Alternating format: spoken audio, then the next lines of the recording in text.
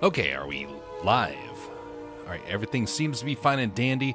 Double checking the audio, and right now it is coming through as far as I know. I continue to have to double check this because continue to have problems. But anyway, hope you're doing fine and dandy to you one and all. We are. Oh, wait a minute. Someone is right above me. Hokey smokes.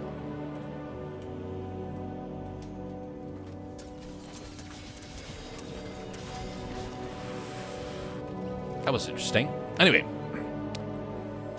greetings one and all. Hope you are having a wonderful last few hours of your Friday and start to your Saturday and start of your Sunday. It has been a productive day for me. I got a lot of progress on a project that has been very important to me to kind of get squared away, and that is something related to people that are going to be working with Castercraft. This is a neat tool, but not anybody's really going to be too familiar with it, other than those that end up being a part of that wannabe studio. But anyway, it's kind of like a necessary piece of management to make it really work well. Greetings, Veluxy. How are you doing? After this first round, yeah, you have the ability to join in. We are going to be restoring some previous settings, though. There is a... Let's see here. There is a limitation that has to take place on here. And this actually goes back to something that happened a couple of years ago. And I have to just enable it again. Because I finally figured out how to actually do it. So while you'll be able to hear inside the game chat, you won't be able to speak unless we use the settings, which I couldn't figure out yesterday, to trigger it. So that is because we have opened up the Discord and we're going to try and be more responsible with it as we move forward. But you do have the ability to join, no problem whatsoever.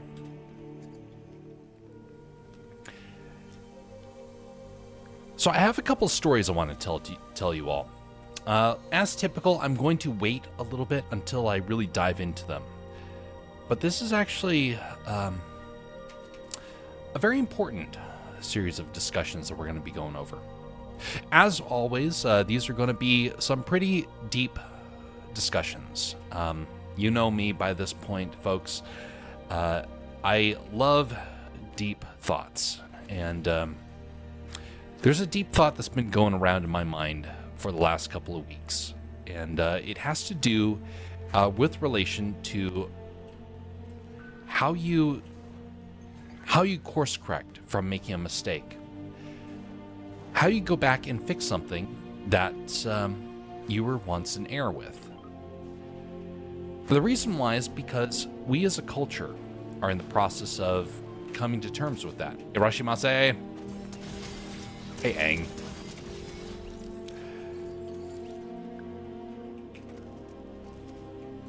Again, we'll be diving in deep to that discussion here in a little bit.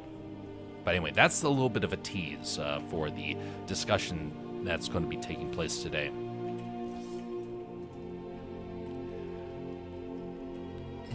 Wait a minute. What happened to that shield I had earlier? Oh well.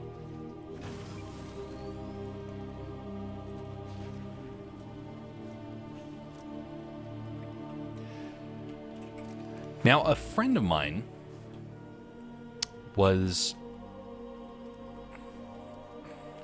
made a comment a while back.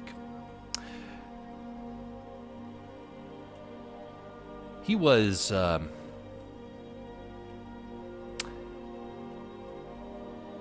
he had lost a lot of opportunities. He was in a group that ended up casting him off. And he wanted to go back and try and fix things. Now, what ended up happening is he wasn't able to correct things. He tried, and there was never the chance for restoration. Now, restoration is an important part of growing up, and because we are going to make all sorts of mistakes, and restoration comes by getting second chances. Unlike that Christmas peep there that just got splatted. Well, my friend didn't get that chance to have that restoration. He missed out on a chance to really rekindle a relationship. He's still been waiting for months to try and get in contact with these folks again. And it's disappointing because it was a misunderstanding. But it was still something where he was in the wrong. Now, I've experienced that myself, of where I've made mistakes and all the opportunities suddenly dry up. It's kind of part of growing up, honestly. But the reason why this stands out to me is because in our culture, we're kind of experiencing that. People make mistakes and they miss out on the opportunity to try and fix it. It's actually something where I've now seen it happen in reality probably about a dozen times. Now, I'm somebody who likes to give people the chance for restoration, but that's because I myself would like to remember that I myself have been restored. Uh-oh. I myself have been restored through... Uh-oh. Dang it, that's not good.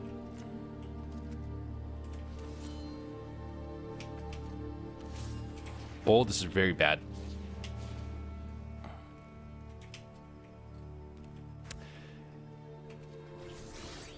In faith, we realize that we get chances for restoration. In faith, we understand that there is consequences and that we have been saved from those consequences. But we in our modern day don't like the idea of people getting that restoration.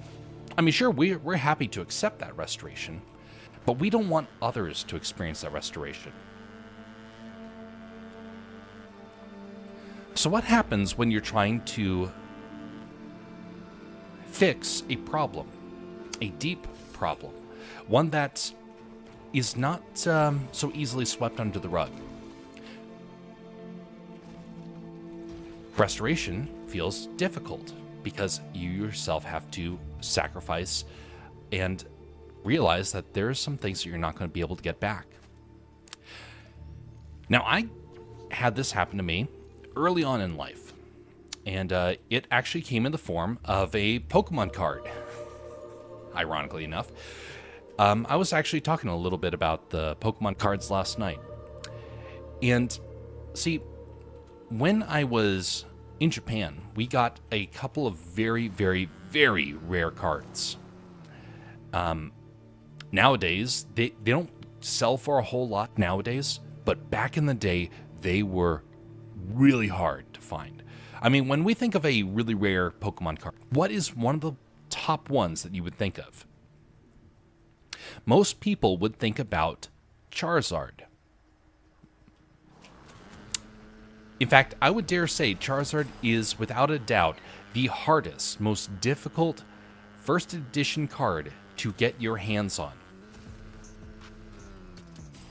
Or is it? Don't worry, this is all going to tie around to the story that I was starting with. See, Charizard is a very popular card, but it's not the most rare card. It's the most in-demand card. In reality, there are way more difficult cards to get your hands on. And one of those cards is Venusaur. A Venusaur is actually surprisingly hard to get your hands on. You will see a first edition Blastoise everywhere. And you will see a first edition Charizard in a lot of really pro collectors stack. But you will not see a whole lot of Venusaur. In fact, there was a guy who understood this back before me and my brother actually understood how rare that card was. And he saw that we had a Venusaur. And now we were wanting the Charizard because everybody wanted the Charizard. But not everybody wanted the Venusaur. And one day we went over to his house and we were playing cards and we went downstairs for lunch. We came back and we played some more and we went back home. For days afterwards, we didn't really do any Pokemon. In fact, we were a little too busy with school and whatnot. Boy Scouts, we were in that, and we were not really interested in wanting to go out and scour our collection. Until many days later, when we opened up our collection and we noticed the most rare card in our collection that we didn't know at the time was missing. The Venusaur was gone. And we looked high and low for it. We thought that maybe we misplaced it. Because me and my brother were naturally very trusting kids. We didn't want to think that somebody had stolen it. But that's what had happened. See, the friend that we had trusted, the one who had been also earnest in wanting to look out for us and help us understand the ins and outs of the card game, had robbed us of our Venusaur. And we didn't know what had happened. We contacted his family and it was like, hey, our Venusaur is missing. Did we leave the card over at your house? We, again, were not thinking that he had stolen it. It wasn't until days later that suddenly we hear a knock at the door and we see that kid standing there, holding out our Venusaur and apologizing to us. And he had his mother behind him. And he was embarrassed. He was ashamed. He held out the card, and you could see realization had hit him like lightning. The reality of what he had done had shaken him. He somewhat trembled as he was in the doorway. He was older than me. He was the guy I looked up to. I no longer looked up to him after that. In fact, our interactions with him were very minimal after that. But you know what? I do think he changed after that. I remember seeing him and thinking, in my kid's mind, I was like, how dare he do that? I wouldn't steal from him. And I went on to trust other kids. I didn't want to think that that was common. But here's the thing. A few weeks later, we would get robbed again. But not of our Venusaur. No. We would get robbed of a very rare, and I mean an incredibly rare, Zapdos. Now, me and my brother, we had kind of like quite a surprisingly large collection of Zapdos. Zapdos was a relatively easy card to get. Articuno, much harder. Oh my goodness, it was hard to get a hold of an Articuno. But we could definitely get Zapdos like it was nothing. Part of it was that Zapdos was actually in a deck, and people were willing to give it away. Well, my brother and I came across another Zapdos, because there are several types of Zapdos that were out, even in the early days. We got a Zapdos that really, we didn't think anything of it. And a friend of ours said, "Oh, wow, you guys don't want a Zapdos like that. You want a Zapdos that can help make your deck stronger." And so he traded us a different card. And he took that card and said, "Oh, I'll give you guys another card when I get it next week." So we were going to get 2 cards for the price of 1. Me and my brother were very trusting. We're like, "Okay, yeah, sure, we'll take it." And he ran with it. He robbed us of it. Both times. And you know what? When we caught him and we called him out and said, "Hey, you stole from us," he did not have any remorse. Unlike the guy who stole our Venusaur, he laughed at us. Like, "You suckers, you should have known. Don't let someone pull the wool over you. I'm teaching you a lesson. Oh, you should be grateful for the lesson I taught you." Arrogance, cruelty. And you know what?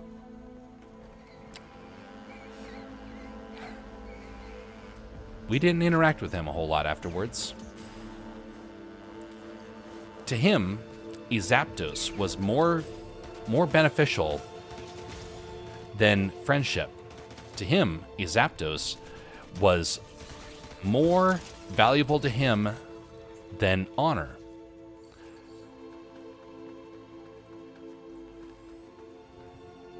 Two people. One who had remorse and shame in his eyes. Another who did not.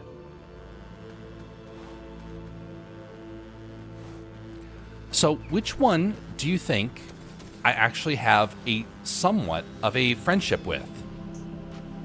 Is the one who showed remorse.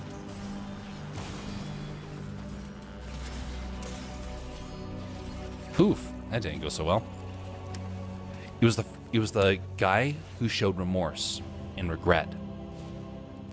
That was the person who I actually, at first, did not want to forgive. But you know, he changed. He's a different man.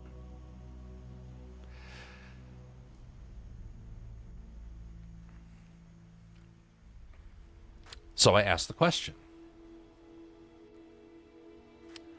how do you get past bitterness? How do you get past the desire to want to get even?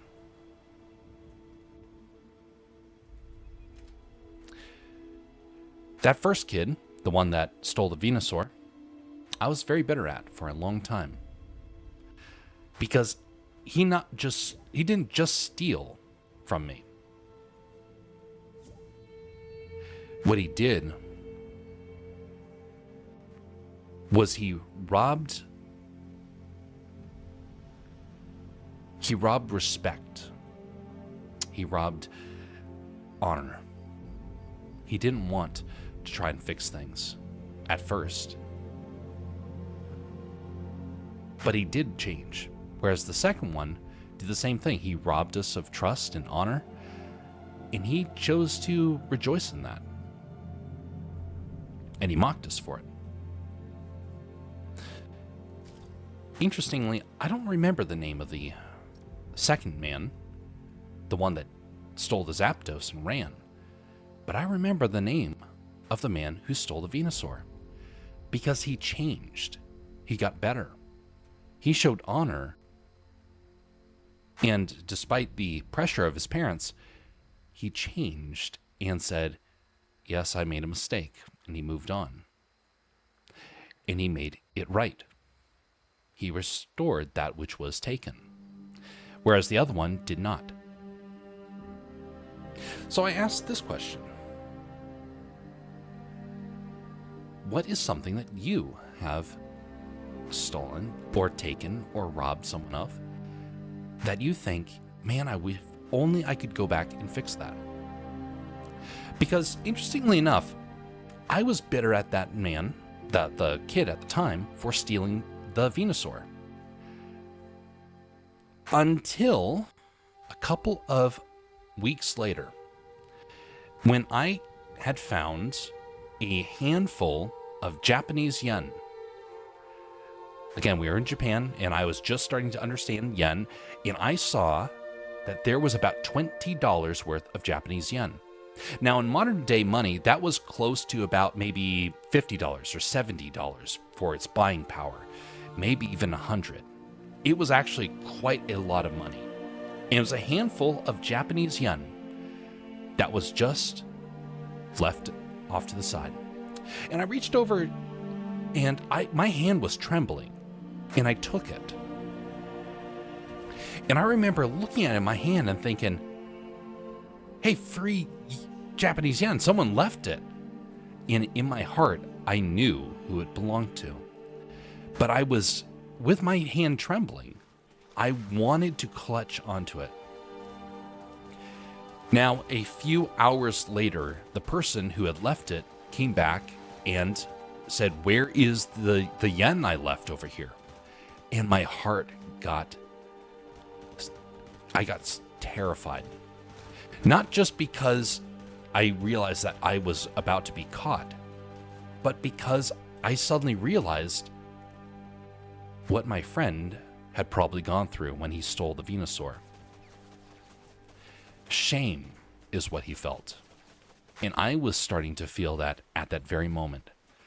I took the Japanese yen back to the person and immediately apologized and said, I don't know why I did it.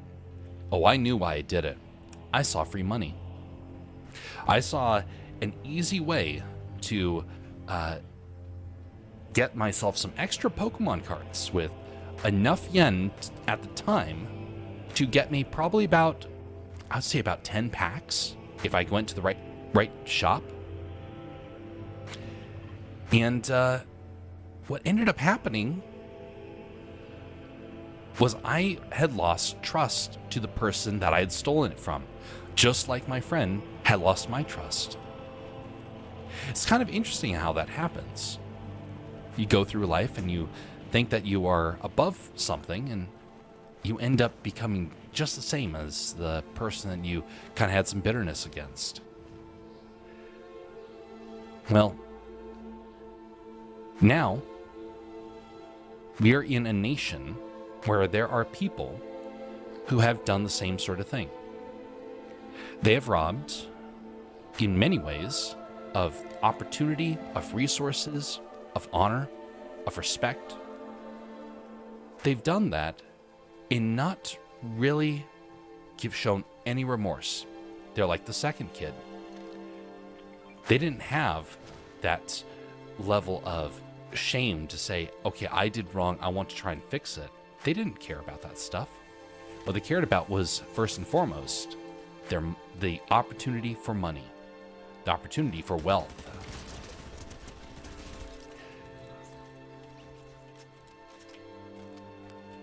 So how do you restore people like that are kind of like the second kid, who don't have remorse? Well, you can't really forgive in the same way until someone's willing to say that they're wrong.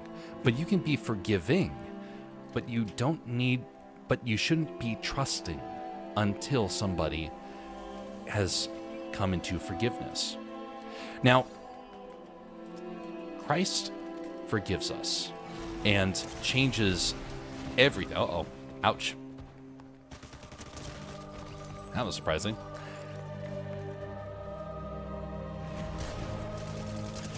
Ooh, nicely done.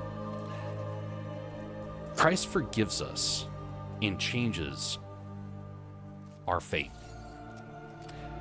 As such, it is part of our role to go out and forgive as well, even if we're not so keen about it. Well, again, easier said than done in some cases, but it still is required. It still is part of the restoration process. Much appreciated. All right.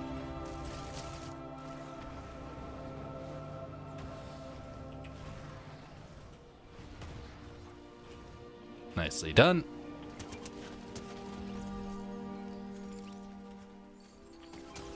Whoa.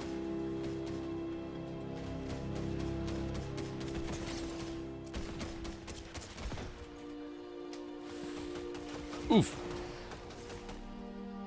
They're fairly weak. Oh, they're running around. Nicely done. Oh. Sensational.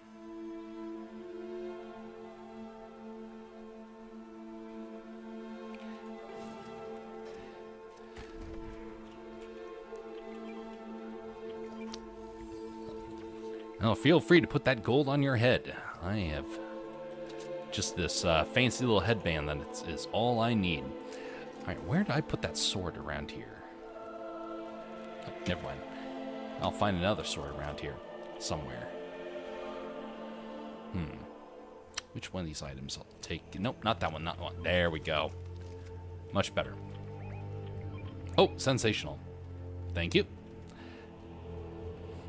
So restoration is something I would dare say... Oh, I don't want that. I want this one. There we go. Restoration is going to be very tough over the next few years. There's a lot of people who have very understandable grievances.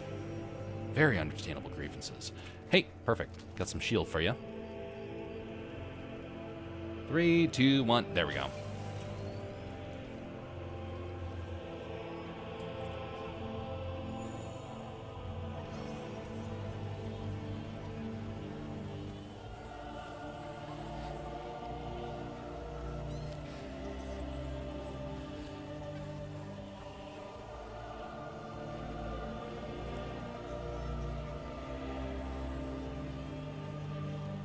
Still can't figure out what it is they're singing about. I need to do some research into that.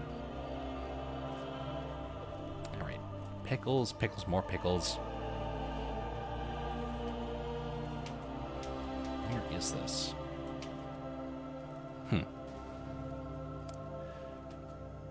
Ooh, they've done 102,000 pickles. Very professional.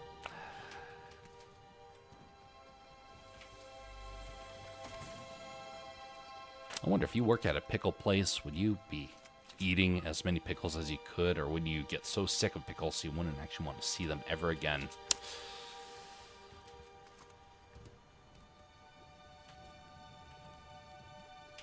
You know, when I was working at Disney, actually, that was a problem many people had. Not the pickle part, but the realization that you were doing something you suddenly didn't really want to be around a whole lot.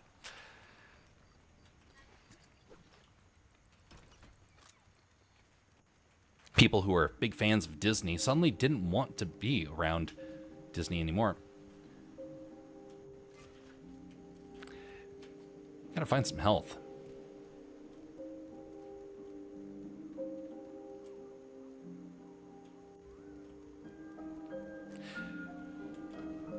But for example, some people would say that they would want to go and work for the company and it was all because they loved the business so much.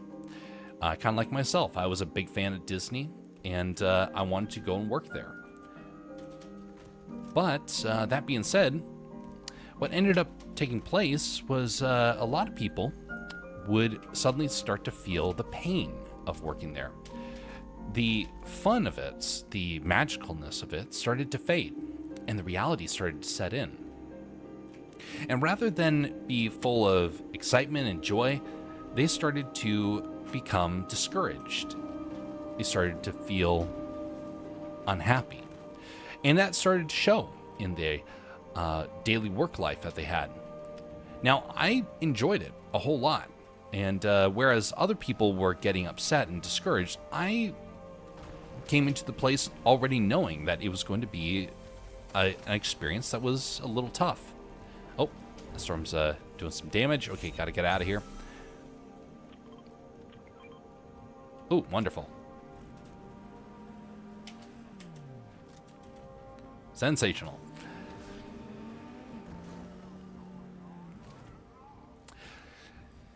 That's... Oh, someone's over there. Okay. Ooh, okay. Get out of there. Into the storm. Oh, and that's the storm. Okay.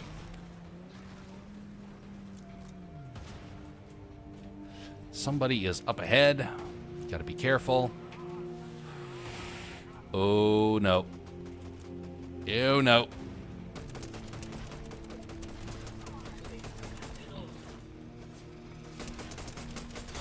And he's kaput. All right, feel free to get whatever you want from there. I don't have enough health to get inside of there. All right, yeah, I'll jump at the vehicle. Oh, golly, we're missing some tires. That'd be a problem.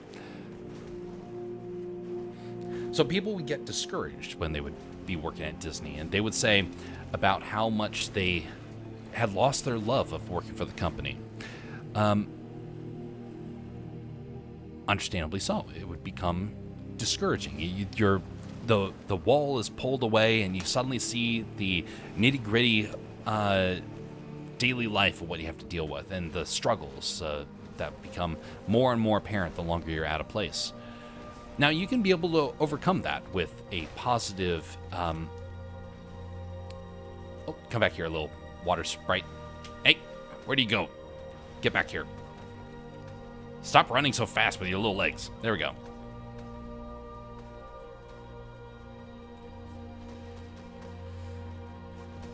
Oh, no, this is not good.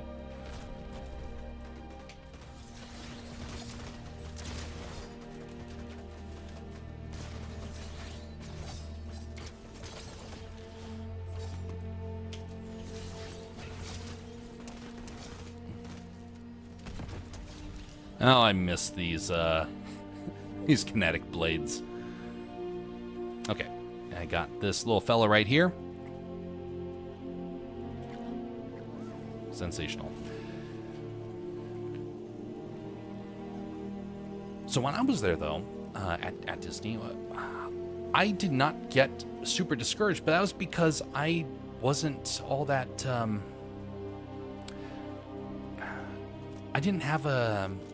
you could say, a false idea of what was going on there. I knew exactly what I was getting myself into. I was going to be there to work. I wasn't there to necessarily have a sort of... I wasn't there to live in a fantasy. I was there to learn how to be in the entertainment industry.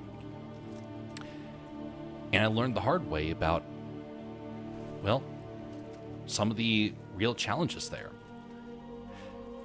But I was willing to accept them.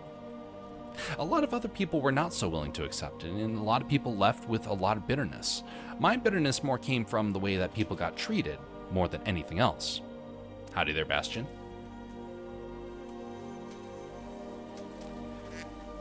Back.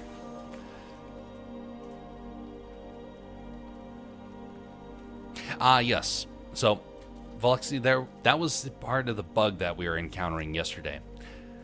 Now, let me change that back there. Okay, so that is actually part of the original rule set that I put out. Last night was an exception. I didn't quite explain that one, but you have to be a wolf to be able to do that, and that just means you have to be part of the Discord for a certain amount of time. We're going to be making that rule more clear in the future. It was written down. I can't remember where, but that's the reason why. Part of the motivation for people to be able to stay in the community for longer amounts of time. Yeah, for anyone, by the way, that goes for anyone out there who is a pup in the Discord. You will be able to participate in some events where you will be on mic, but just for things like this is more of a kind of rambling sort of stuff that we do.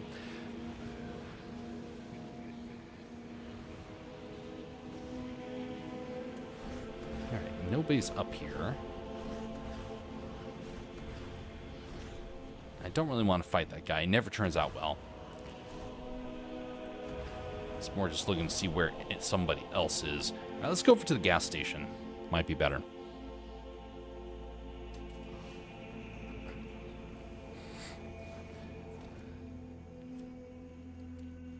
So one of my friends that was down at Disney And this ties in to the first part of the discussion about how do you move on from a grievance. Oh no, that's not good.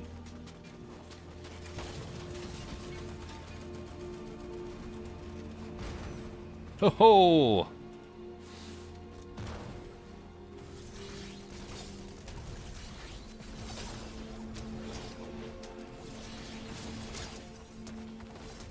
Oh, that was close. Oh golly, that's not good. Second player. Oof. 12th place, not bad. Now we can pick up the duck.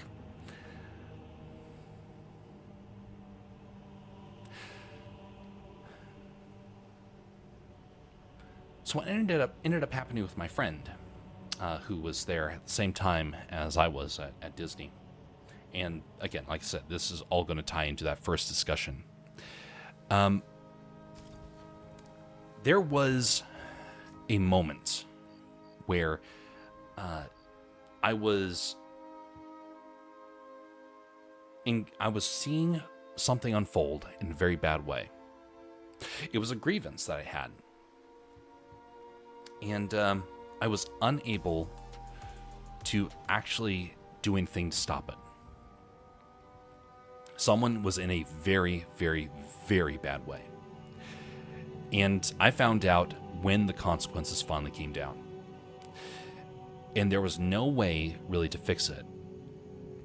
The person got removed from the company in a horrible way. And the person who was responsible for the removal got to stay and was laughing about how they'd gotten rid of their fellow coworker. It was rude, it was mean, and, well, it was about one of the most uncivil things that could have happened.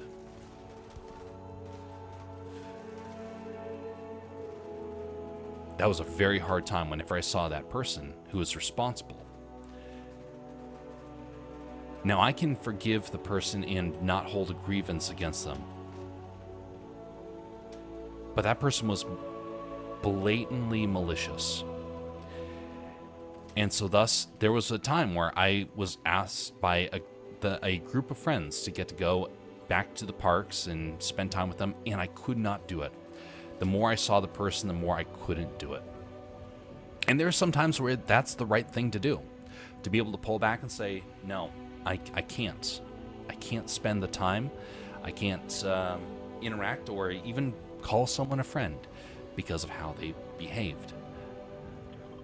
Well, that's not necessarily evil for doing that.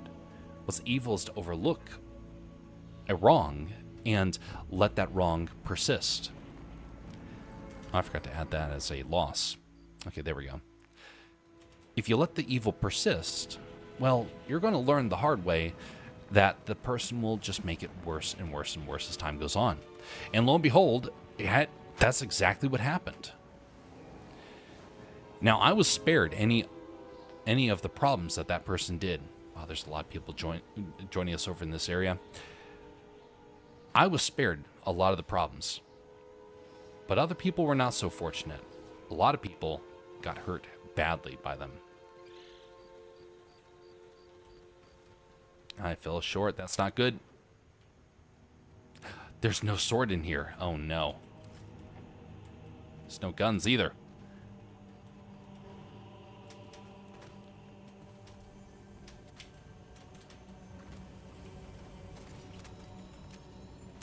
Okay, grab this.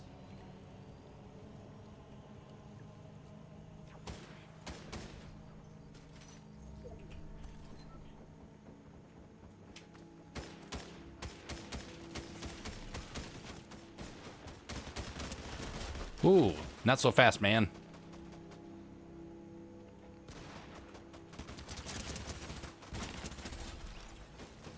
Huzzah.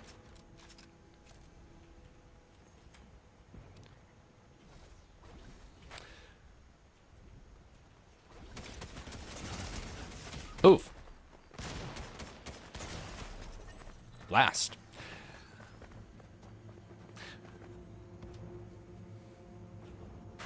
There was another moment, and this was the one where I went from not wanting to hold any grudge and not wanting to act at all to suddenly not being able to hold my tongue. And, oof, that's unfortunate. Went to not being able to hold my tongue anymore. Now, it happened shortly before the thing with where the false accusation took place. No, was it shortly before? No, it was shortly after. That was it. Because the person who got cast aside was friends with one of the people at the apartment that I was in. Well, I came back one day, and I won't describe what it is because I can't say that on stream. But I came back to the apartment, and I saw something. I saw the worst possible thing I just about could have stumbled onto. I grabbed a little bit of my gear and left. I walked out.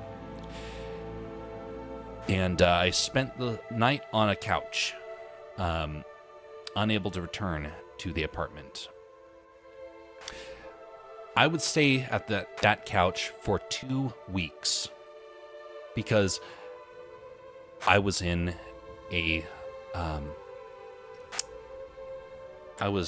investigation to have the opportunity to change apartments. It was that bad. Well, the company did not like that I was accusing this fella and decided that I was somehow in the wrong for blowing a gasket over it. Once I understood what was going on, once I understood how deep the problem was, I could not hold my tongue. And I ended up looking for any way to get out. Well, just about any. I could have quit the company right then and there, but I didn't want to. I wanted to try and persist. I thought, well, why should one person's sin have to drag me down? So I went through that process to try and make it happen. Well, it finally came about to where I got the chance to have my grievances heard by the company. And it was shocking. It was shocking to them. They didn't realize how bad it had become. And after mentioning things, I did not mention the worst of it. Well, almost the worst of it. I would say the second worst part of it. And the second worst part of it could have actually gotten the guy removed from the company. But that's not where I went. That was my grievance for how he was abusing his opportunities there and how he was harming people and how he was making it impossible for me to stay there. Someone choose a landing zone for us. So he made it impossible, but I was not willing to try and make it to where he had to be forced away. I didn't want to do that. But here's why that mattered. Because the friend that had been pushed out of the company had been pushed out because of the same thing. I had the ability to basically terminate that person's job, and I didn't. My grievance was great, but I didn't want to harm them in that way. And you could see his face one day when he suddenly realized this mistake. He never apologized, but he did kind of mention in passing a acknowledgement that something had gone wrong. All right, getting you up. He had mentioned an acknowledgement, and we parted ways. Not as friends, but as people who understood that there was a mistake done, and he was going to have to live with the consequences of his decisions. And I would move on and not deal with the consequences of his actions. It actually ended up being not necessarily better for me, but it wasn't worse either. It was a different opportunity, and I got a chance to have some incredible friendships as a result. I got to change locations. Oh, sword, wonderful. I got to change locations, and I was the last person that the company allowed to change apartments. They removed that rule for how to kind of change things after that point. That was how bad that situation had gotten. I basically changed company culture as a result. But you have to understand, it was that bad. The whole situation was that bad.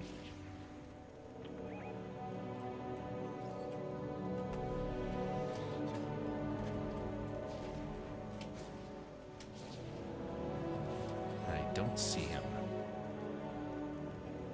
He must move fast.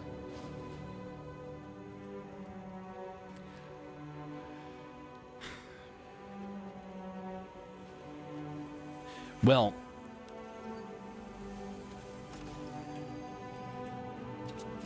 we all get that chance. We all have that opportunity to hold a grievance. We also have the opportunity to mend a grievance.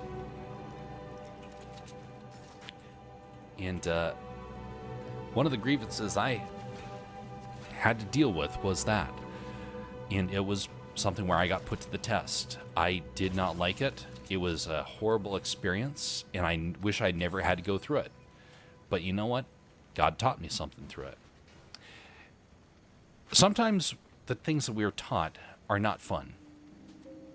Many times, being taught something is not fun. It's a painful experience. Learning is pain. But it all kind of depends on your outlook. Now, you can have pain and still become better for it. But it's up to you to decide to take that route. It's not easy. And the more that you experience it, the more you're like, I just want it to end. Can't we just let this end and move on? Well, that's for God to decide. There are some things I'm still waiting for. I pray on a regular basis that things would change, and they don't change. It's not that they won't ever change. It just means that for right now, this is the way that it's meant to be. And one day, God will change things. Maybe. Sometimes, this is the path He wants us to be on. For me, it's been a life of, you could say, a lot of conflict and challenges. I'm not too discouraged by it, but I do wish that it wasn't as common. But at the same time, I realize it is an opportunity to learn and to grow.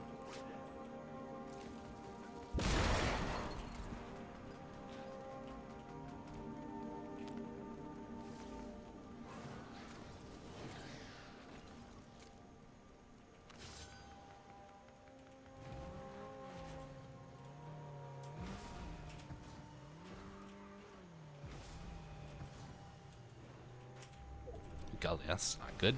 All right, here we go.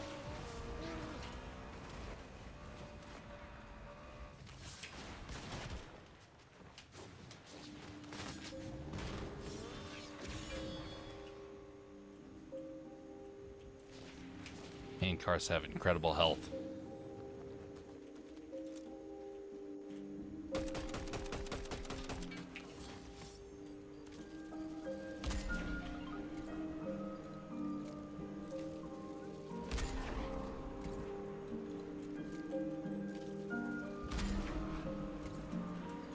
Really, the railgun only does 1 damage to cars? That's weird.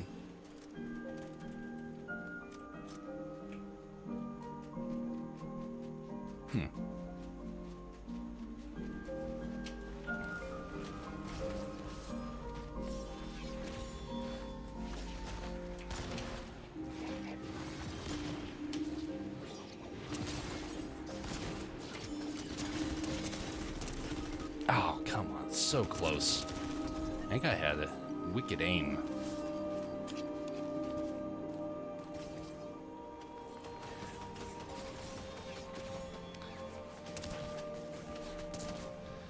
It's all down to the lizard man. Oof.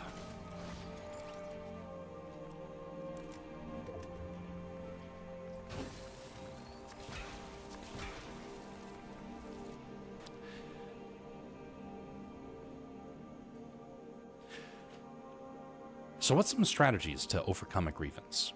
What's some strategies to say, okay, I'm willing to grow beyond it?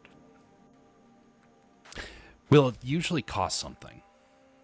No, I'm not talking about wealth, although that does sometimes happen. I'm talking about something that is even more costly. Your patience, your sanity. To choose not to hold a grievance is difficult.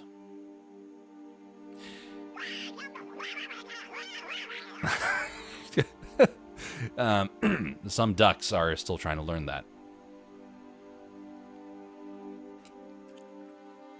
But you could be able to overcome a grievance by doing something as simple as this. Praying for the person who did you wrong. What? Pray for my enemies? Exactly. That's something that Christ calls us to do. Now that upset a lot of the religious leaders of the time. And since then, it has proven to be one of the most difficult things for someone to do. And I can say, I myself have experienced that frustration a lot as well.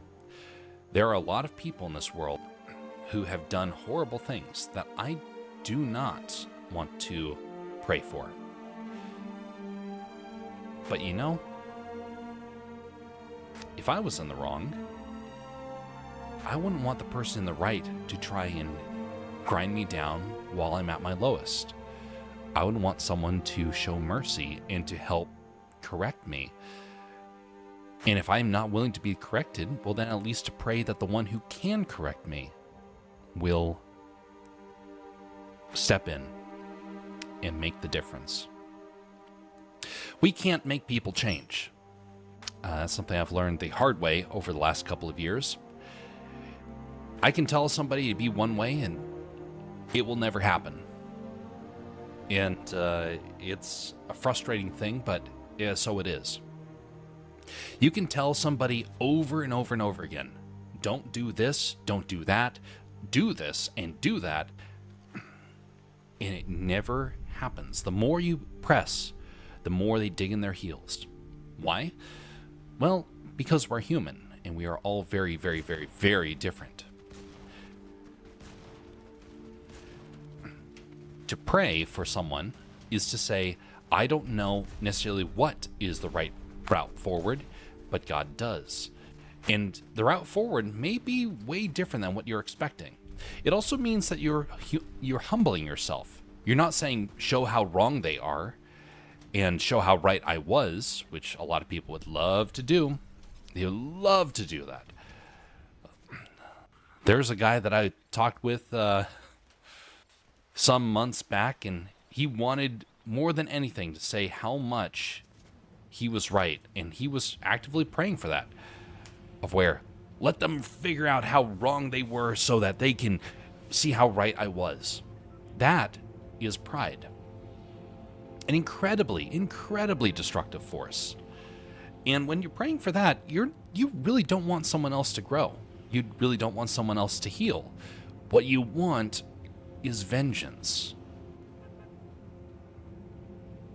To be able to overcome that, you have to say, you know what? Someone else is going to be successful. And it's not necessarily going to be me.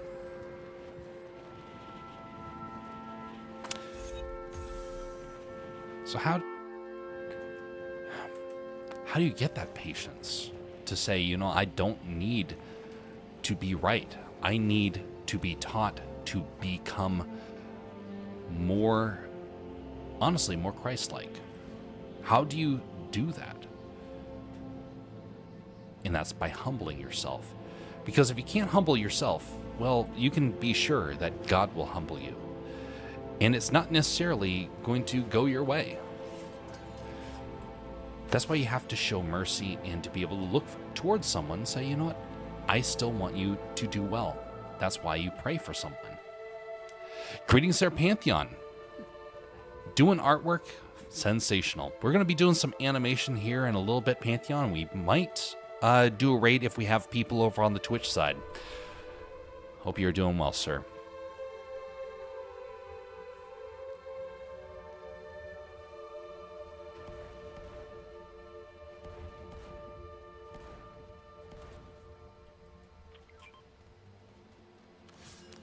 Is that for whoever needs it?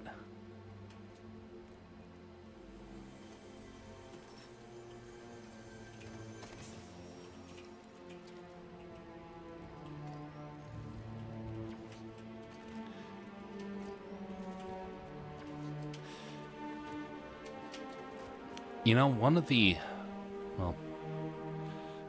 most difficult time periods I had was a moment when I started praying for somebody I did not want to do well. And not that I was trying to be malicious about it necessarily, or at least that's not what I wanted it to be. But I wanted to see things fixed. I wanted to see things improve. Oh, okay. Thanks for participating, Valexi. Hope that you have a good evening. Understandable. We'll see you next time, whenever that is.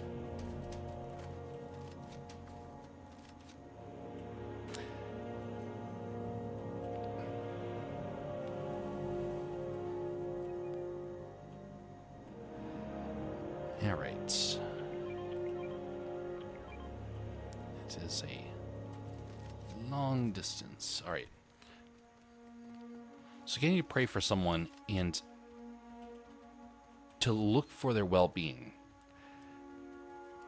starts out hard. And usually it sounds something like, I don't really want to pray for this person, but you know what?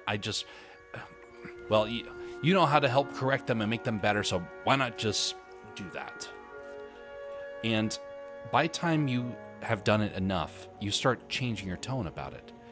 And rather than pray in that sort of manner, you start to say, Lord, I understand that this is a great frustration for me, and I don't quite understand why it is this way, but you know, you can restore and you can make their life as impactful as you want it to be. And you can make them great, you can make them small. And then it starts to change even further to where suddenly the reality of their life starts to kick in. And you start to feel sorry for them. And you start to pray more intently. And you start to say, you know what? I once didn't want this person to find peace and prosperity. And now I want them to. I feel grieved that they don't understand. Help them to understand. Help me to find a way to help them.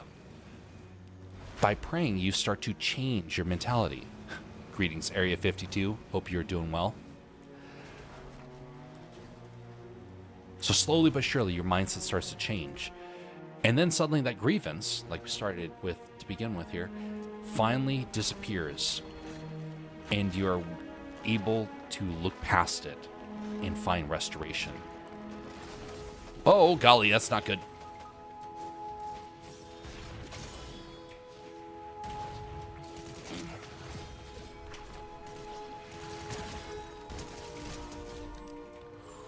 That was close. Okay, wait. Okay, coming for you. Oh, okay, someone's there. Indeed.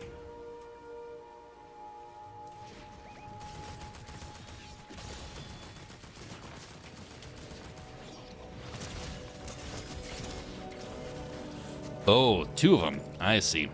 Oof. Bad pandas.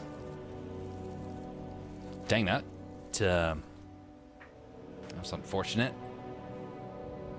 I forgot that we were in trios for a moment there.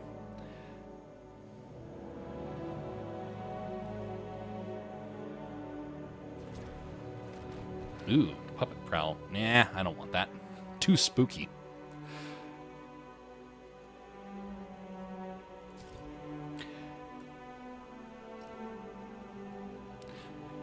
You know that fella that I mentioned at the start of this, well, towards the middle of the story, the one that I took the grievance to about when I was at Disney?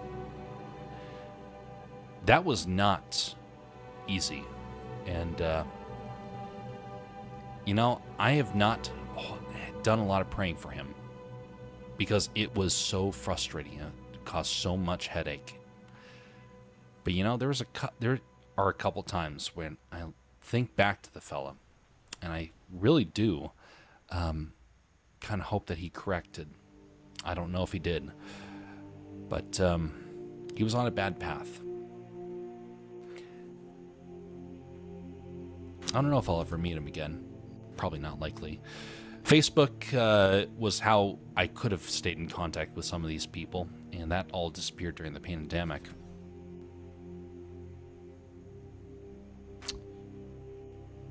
Understandably so.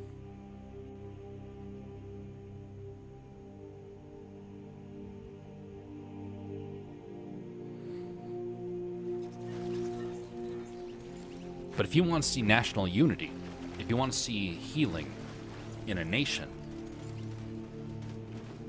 I tell all the stories to help people understand these are some of the things that you have to consider. And that's how you can start to find peace and healing. It may not be instantaneous. Most likely it will take a long time. But just like it is for the healing of a broken bone, it takes time. And it means that you can't agitate it. And then eventually, it will start to heal. What the?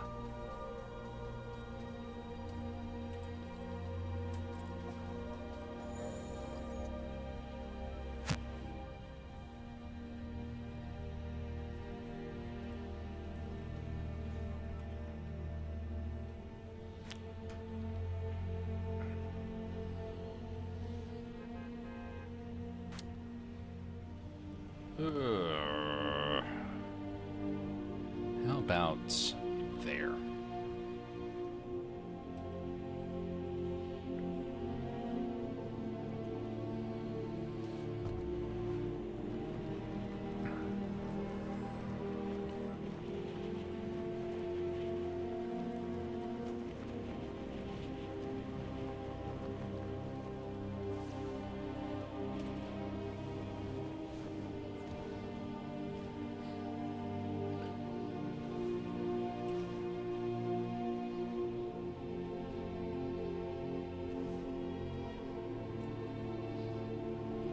We got a sword here? Nope. Phooey. Really hasn't been too many swords in this area.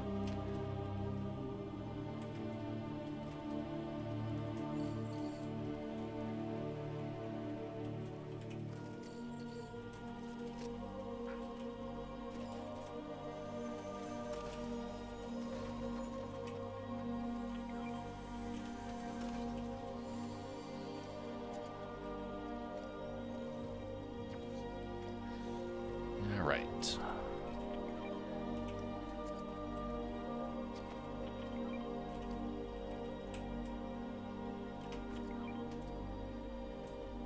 Oh, there's this too. Wonderful.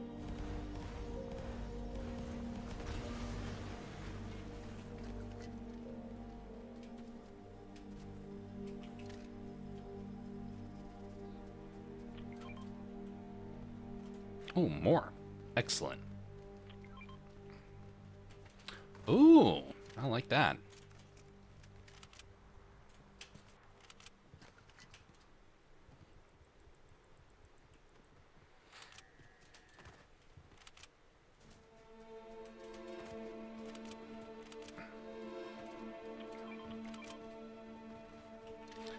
Yeah, I'll take that. Always good to have a can of blue liquid with you.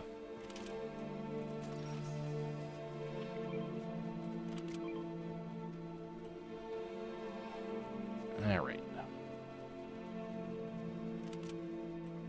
Might as well head on over to there.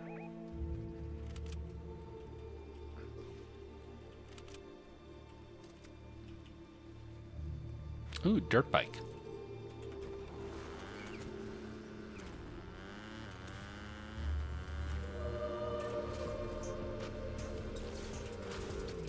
Oh, what a maneuver. Oh, they're driving away.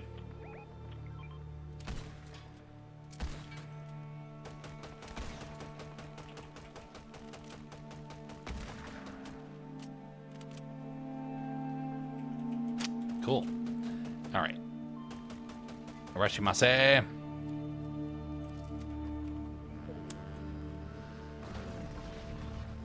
Oh, they're coming back.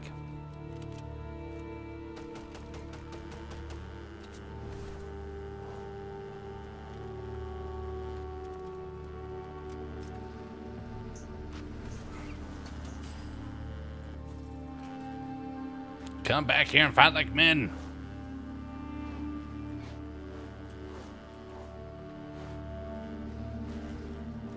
Oof.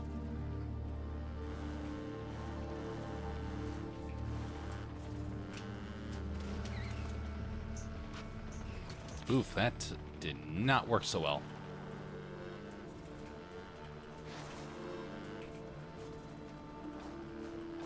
Here we go. Say hello to the enemy.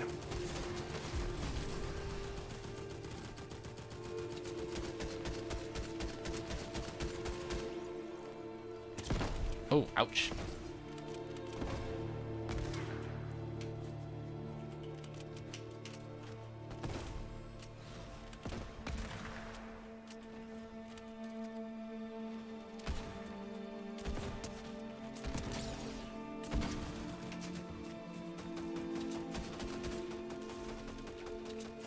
Oh, where are you going, buddy? Oh, that was interesting. Quite the move.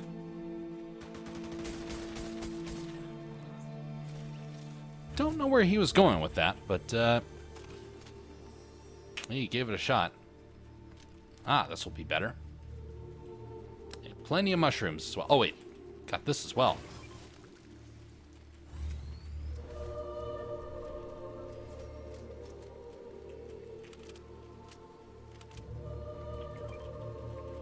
Oh, wonderful. Just what I needed.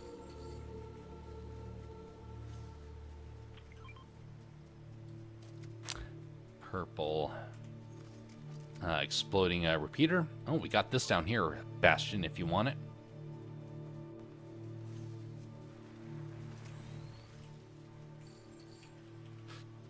Hey, perfect. Now I got 48.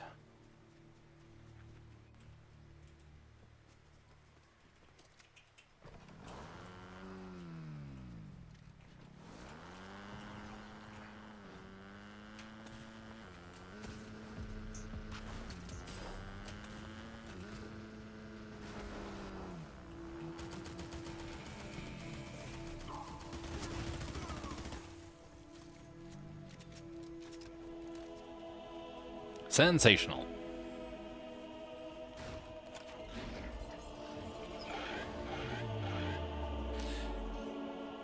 You know, it's kind of weird to think about, but at least for me, because I never grew up in this sort of with this sort of mindset. I grew up in a military sort of mindset where there is definite rules and regulations and right and wrong, and so I never quite understood when someone would kind of get out of hand.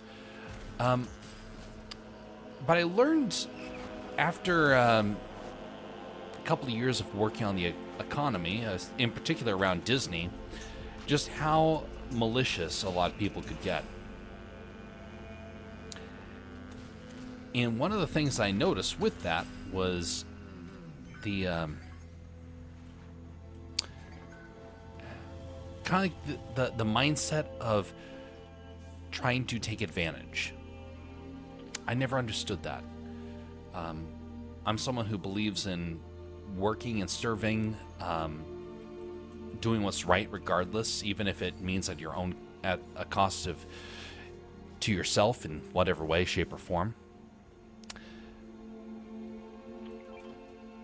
I don't like to think of forcing myself upon someone else to make it their responsibility. I would rather take the responsibility and learn from the problem. If it's going to be something where you lose something, you might as well lose it and learn from it. Ooh, ouch. Ooh, nice shot.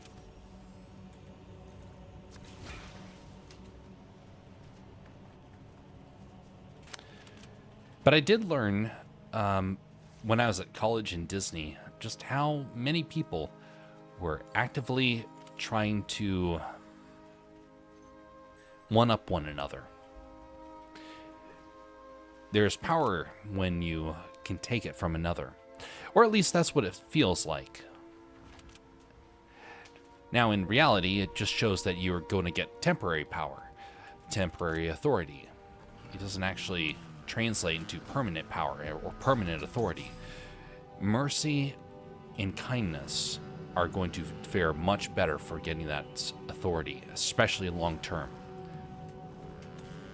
You'll have far more success in that way.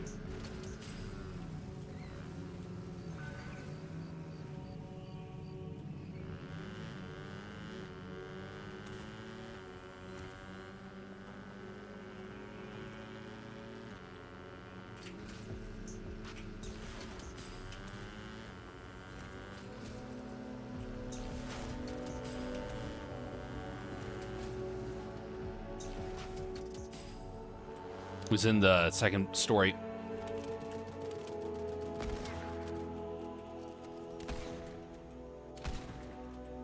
Is he down? Nice.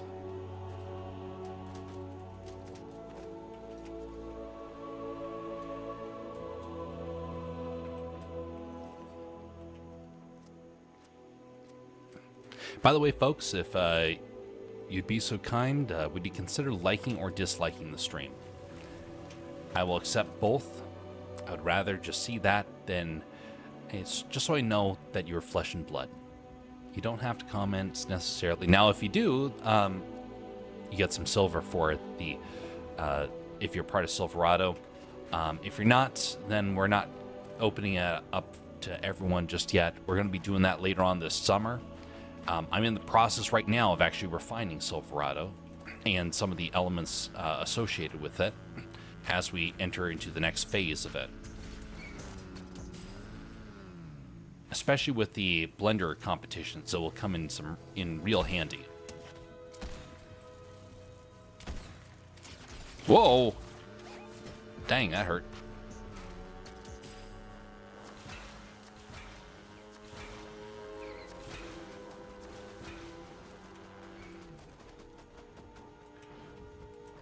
Ooh, that was close.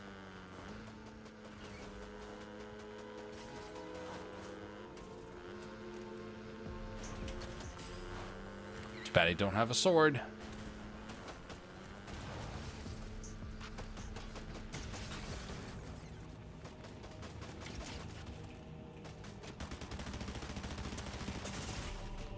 Ouch, that hurt.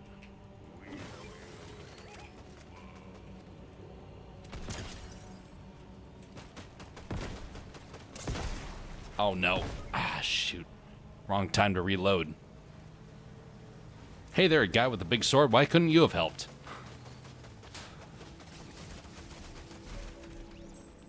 Last man, they had some good accuracy. I think we should just stay on high ground. That probably would have been the best option. I concur.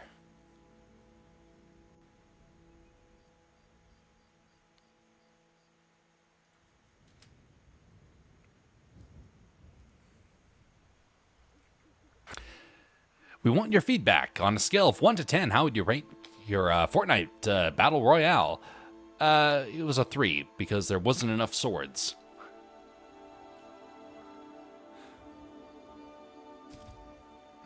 I mean, I'm wearing a sword on my back right now with the hopes that somehow I'll get more swords, but... Ganked. Yep. Man, that guy hit me hard with that first volley. I'm glad he didn't eliminate me immediately, but I probably should have taken that cue that their accuracy was far better than mine. So their ability to tag me was going to require more strategy, and I did not choose the best strategy there. Live and learn.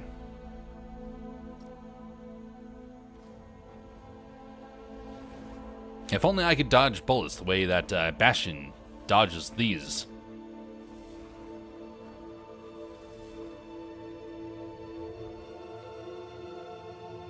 I love that the glasses appear on your nose. Well, actually on your teeth, rather than your eyes.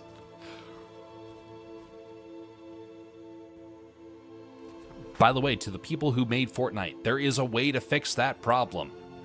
You don't have to have it appear in the wrong spot for your characters. But that would require you to add in 2 extra bones to some of these items. So, that may be a little too hard for them. I think that's the joke that they were going for, because it's a mask, so the eyes wouldn't be where the googly eyes are. Ah. They already have, like, the fish stick. Whenever he uses those emotes, the glasses are giant to match where his eyes are. Ah, okay. You know, typically a mask like that will have the eyes actually in the mouth area, so the glasses should be right over like the black spot in the mouth. That would fit out probably best. Alaska Beaver, indeed, Area 52. That is right. Golly, you know, when I was at Disney, we had the only one character in the area, and that was Duffy the bear. And Duffy was I don't know why people were such a big fans of Duffy necessarily. I know it was a Japanese creation that people just fell in love with, and they wanted to have more of it. It was just a glorified teddy bear. That's all it was. But the person who would get into the Duffy outfit was about a kind of a medium to small size Asian woman. I don't remember her name, but she worked at the place that I was at, and on the occasion she would have to go and put on this costume. Man, it was hot, muggy, and nobody wanted to be in that area. The smell in that facility where you had to change was terrible. And when you were trying to get changed, you were in an area that was about the size of a small phone booth, so to speak. It's kind of weird to think that not many people know what the scale of a phone booth is now. But it was a small changing room and a big costume that she had to put on. And when you put it on, it was never cleaned. And so it had a foul, very foul smell to it. And there she has to go out into the heat of the Florida weather for 1 hour, because otherwise she would probably faint, because that was one of the rules that they had.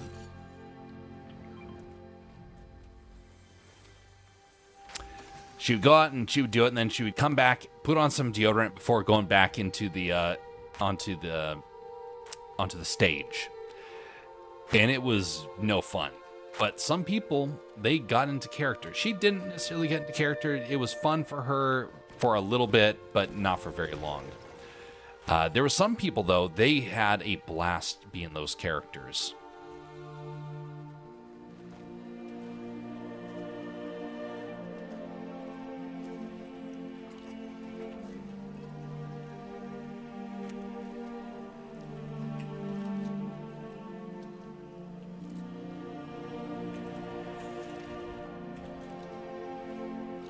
Hey, you double up by swapping the person who uses it. Nice.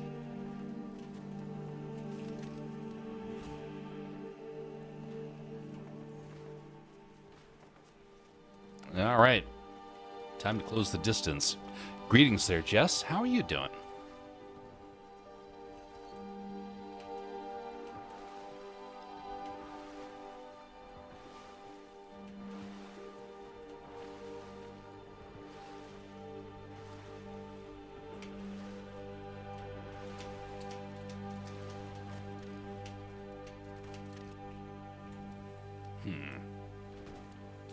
Ooh, lock-on pistol.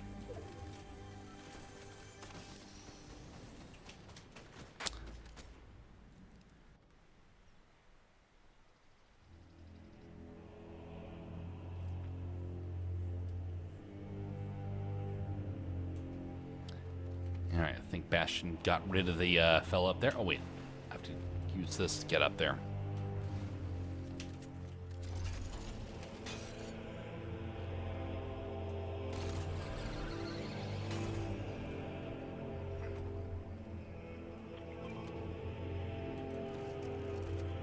Ooh, Void Mask. And fish. I don't want to fish. This blue is probably toxic.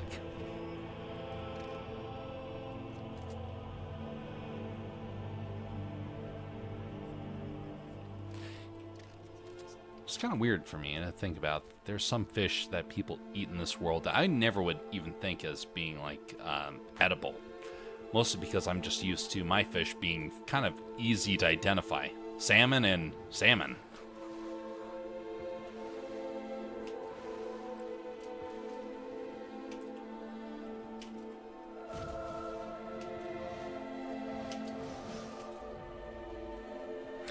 You see my warning in games that, yes, the new bird themed skin in shop, but the Morty ones are too. Oh. Oh, I did not see that. Oh, no. Not that horrid cartoon. I don't even know if I would rank it as a cartoon. It's like... Oh, I keep saying it's an abomination, and I think that's probably the best way to just identify it. Just flat out. Abomination.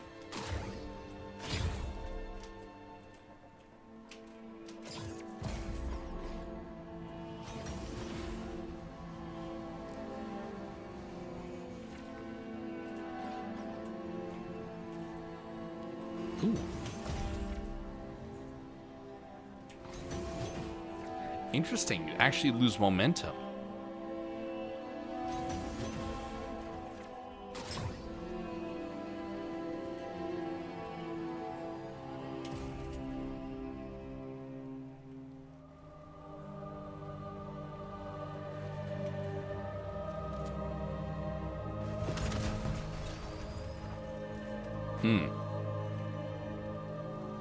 Toire.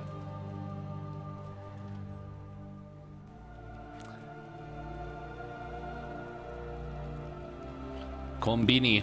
Irashimase. I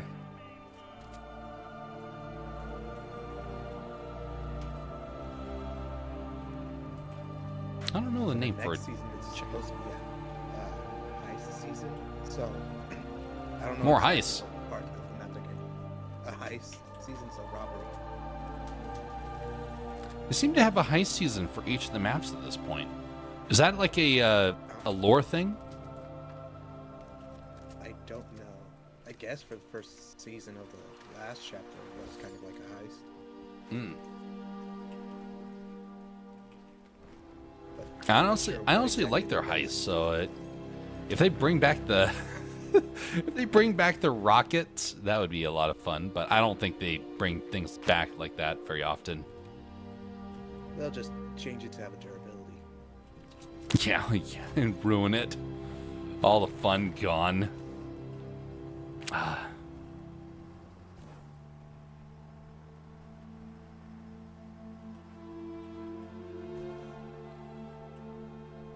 Durability, one of the worst things that they've added to this game.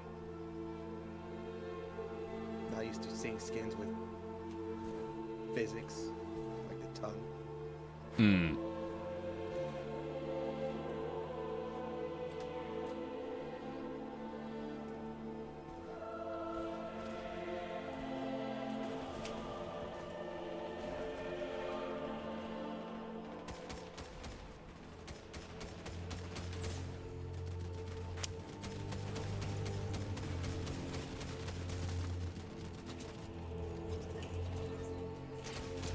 Whoa.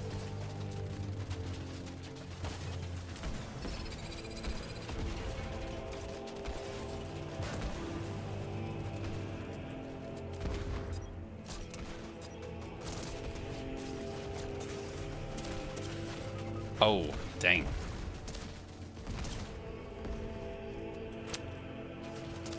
Get out of here, fish. Live. Oof.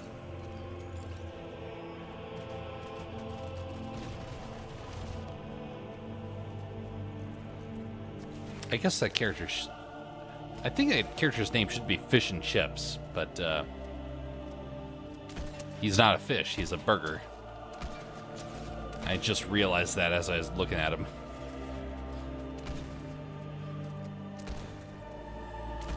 I'm so used to the eyes meaning fish at this point. Well done. Time to heal. Oof.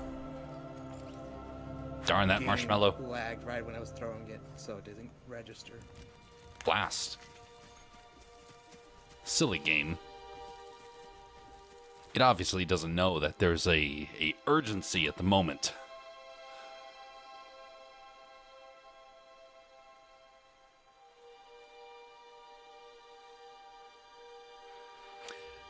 You know, the type of game I would love to really get to do is, on like the regular, is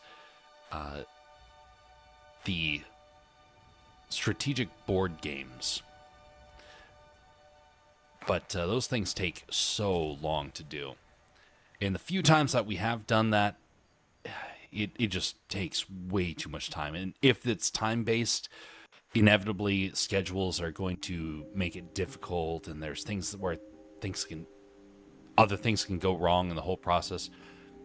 Oh, wait, just a second. I'm going to take a quick look at the shop, because Jess mentioned about the warning sign.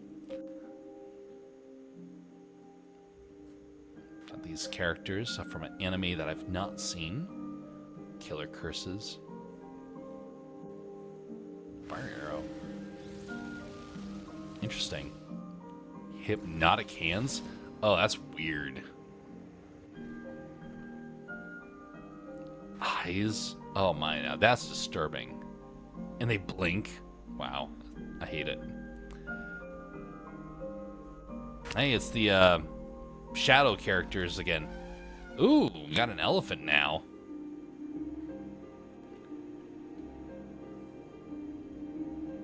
Ugh. Oh, that stuff's horrifying. See, every time I see this character in shop, I hate it more. Anything from that series, I hate it more. That's kind of interesting.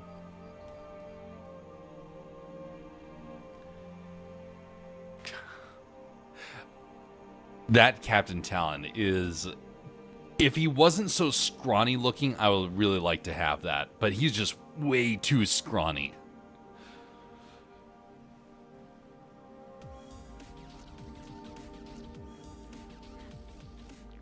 How's the Surfing Bird not in the shop right now when you have all these birds right here? The new anime skins are the villains from the Jujutsu Kaisen.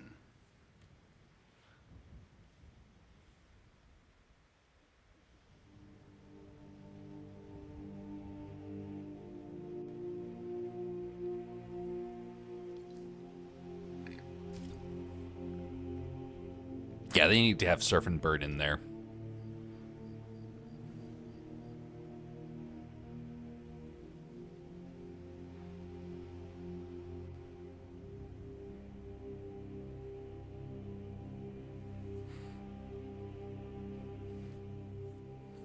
It is the Surfing Bird. It is this right here.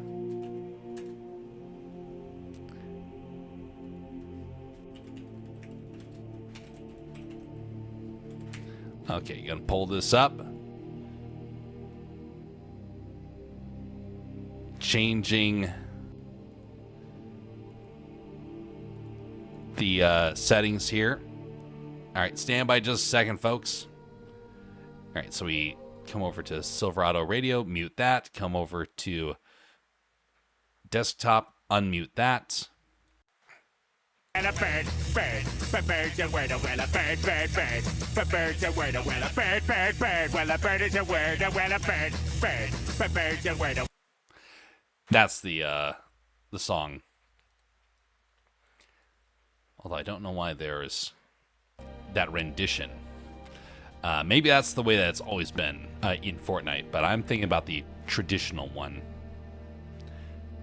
That was a battle pass? Well, what a time that for them to bring it out would be with, when there's birds in the shop. So right now, people are thinking that the Season 2 Battle Pass, the second Battle Pass that they've ever made, or the first Battle Pass they've made, is going to come back on the 14th. Oh, that'd be interesting. Yeah, because the last OG season, they had the experimental Battle Pass skins that they had. It was like a Battle Pass shop where you gain levels and then you could buy the items. But right now, we're unsure if they're going to bring back the actual Battle Pass skins. And the only thing they're going off on is that, well, right now in the code, there's most likely a tab encrypted for them to come back, and then there's a clip where one of the battle pass skins from that battle pass glitches and shows a gold style that it never had. And they did that with the last ones, where the original owners got a gold version of the skin.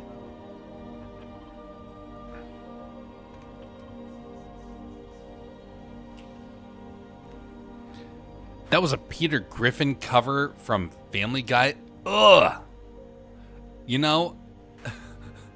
Why couldn't they have just gotten the original one? That would be so much better.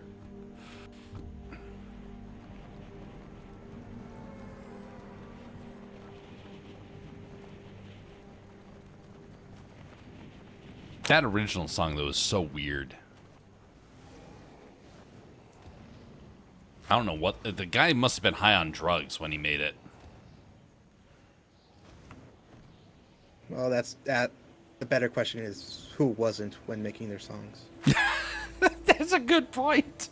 There's way too many of folks that were relying upon that back in the day. In fact, I remember...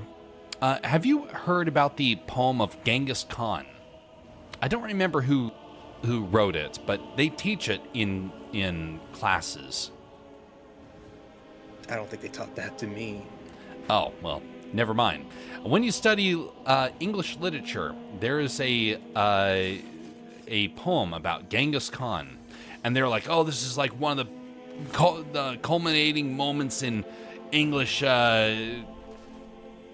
poetry. It's so great," and it's pure trash.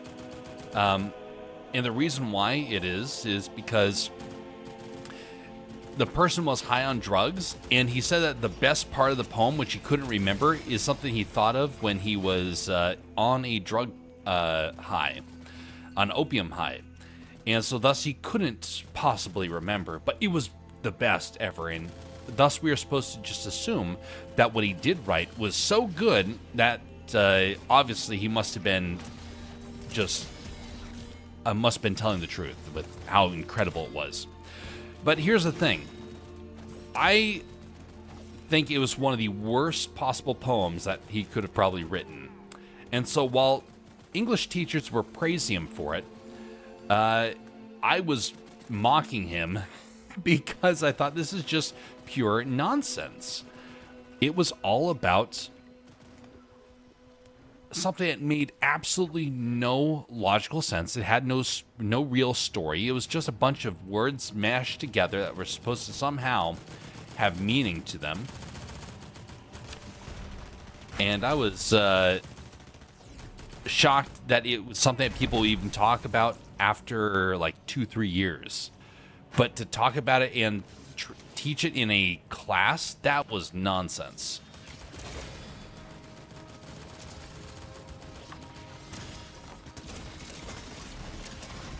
Oof, they're really weak.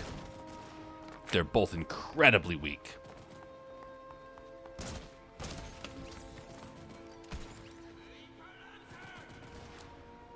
You're gonna throw that. Oh. He's bandaging. Well done. Well done, sir. Wasn't the song from the 70s? I think so. There's a lot of weird songs in the past. Like, I know it's popular, but even like the Lollipop song from like the 40s or 30s, whenever it was made, it was more like people found a catchy little tune and they just decided that somehow it meant that it was somehow going to be a success. I like things that are more meaningful. So, you know what? That sort of stuff was never made for me. Now, if they had made some interesting little bits of information in there, maybe it would have been different in my opinion. But stuff like that was just nothing more than an attempt to try and get people to buy products. And then they disguised it as, oh, look, we're being artistic.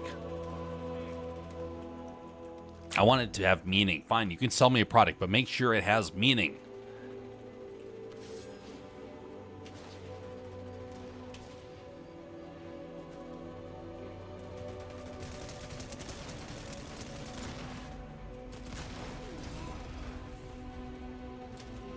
Sensational. Dogman, teach me your ways. Give me the jug. This is dog water.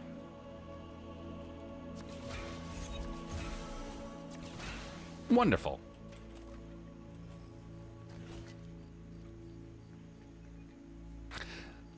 The band for the song Surfin' Bird is the Trashmen and came out in 1963. Wow. I wonder what it must have been like to live in the 60s and the 70s. So there's a lot of weird stuff that came out during that time. Granted, there's even more weird stuff that's come out within our lifetime. But for them, it was brand new. They had no history of that sort of stuff. And so for them, it was probably really difficult to try and know what was going to become popular and what was not. Ooh, lock on.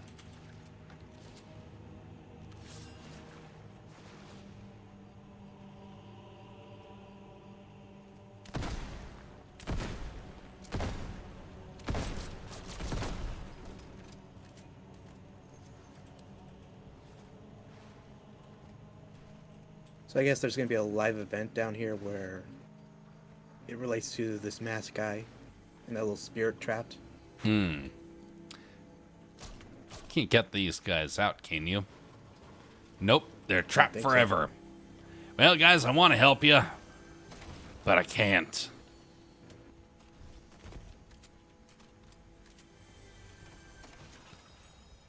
It's a pretty small area for an event.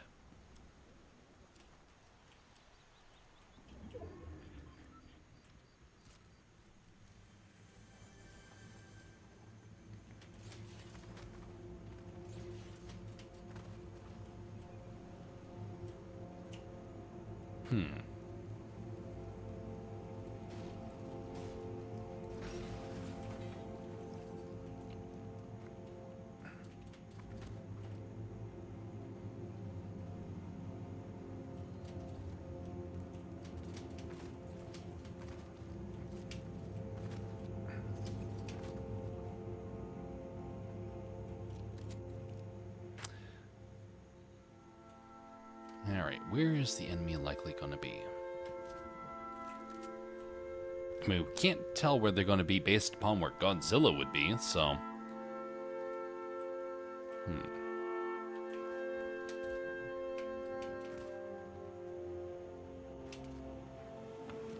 Someone's on the train. Let's go do a train robbery.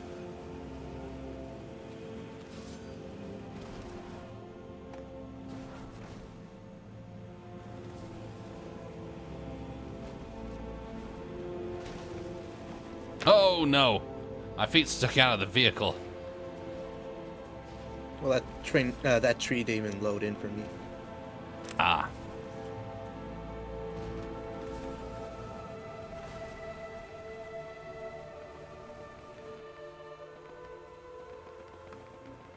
At least it dropped all All its right. stuff. Yeah, I think they... where they went. Okay, swap out this. Wonderful. Let's go fight those people on the hill.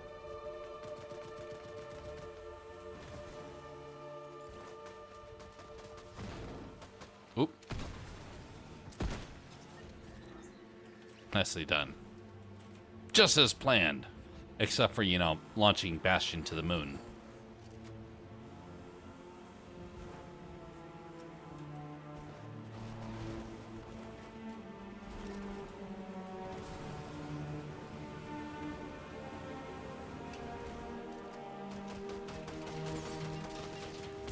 Oh, golly.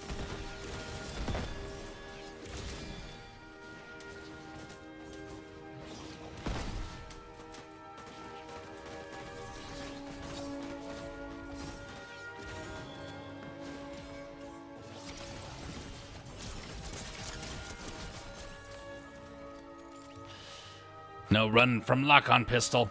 Okay.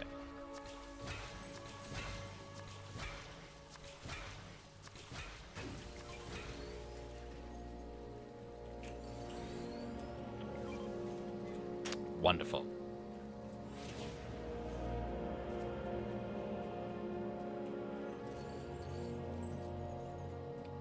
Ah, they popped the tire. Turkeys.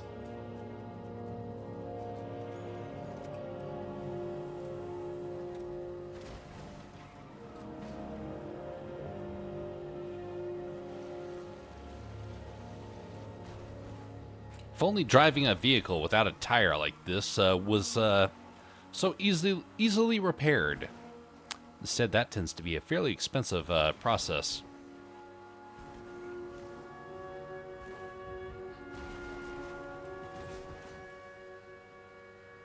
Ooh.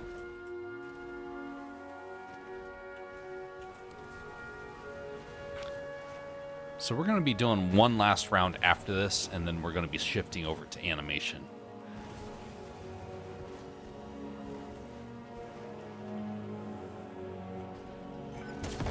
Ooh.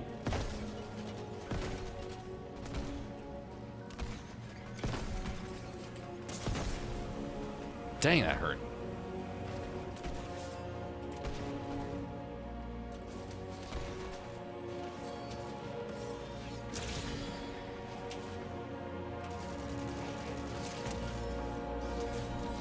All right, that's one.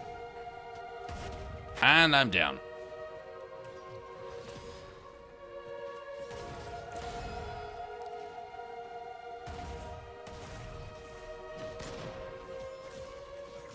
Wonderful.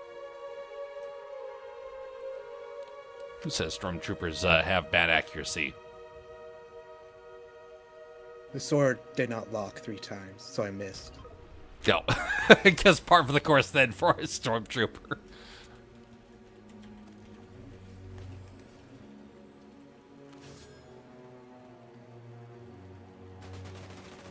Uh-oh, uh-oh, uh-oh, uh-oh.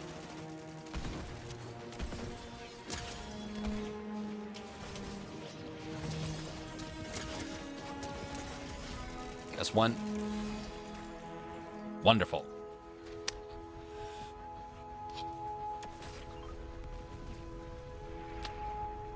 Thank you.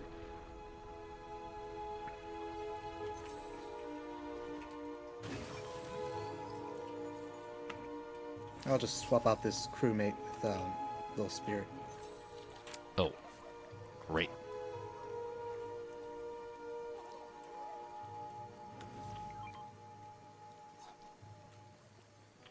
Okay, now fire him down again, doubling the effect. Perfect. Actually, I don't want the shotgun. I'm terrible with shotguns. Alright, I got all the gear I need. Gonna go back and get a vehicle again.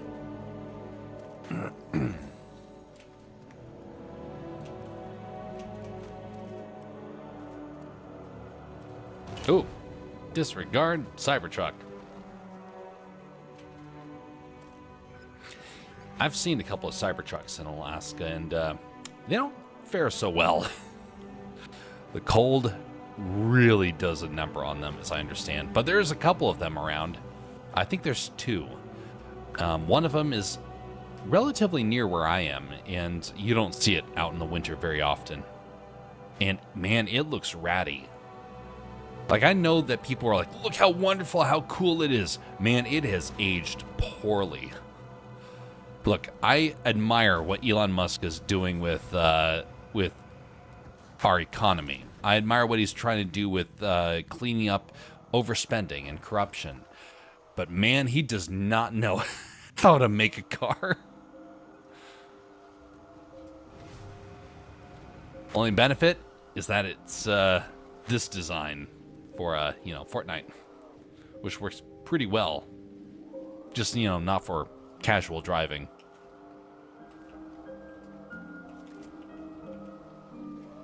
And I wanted very much to like the Cybertruck. But when the reviews started coming out, I realized, dang, this is kind of a cult. Oh, golly.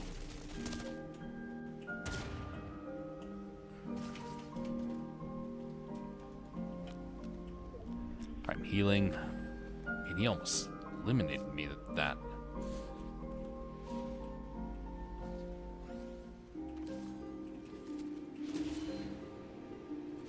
Is he down? Oh, he ran.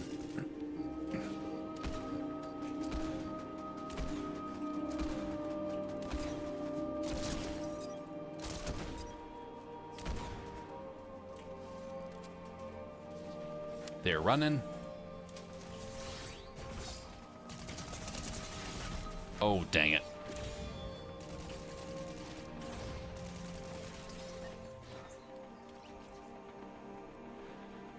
I had the wrong sword pulled out.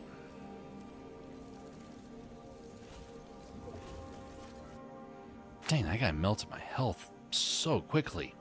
I ran away with, what was it, like 3 health? Okay, maybe it was 5.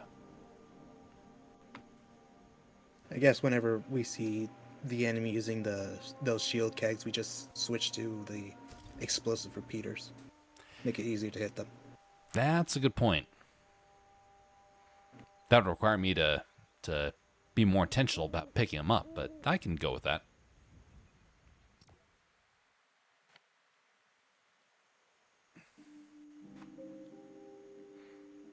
How do electric cars fare in your part of the country, Bastion?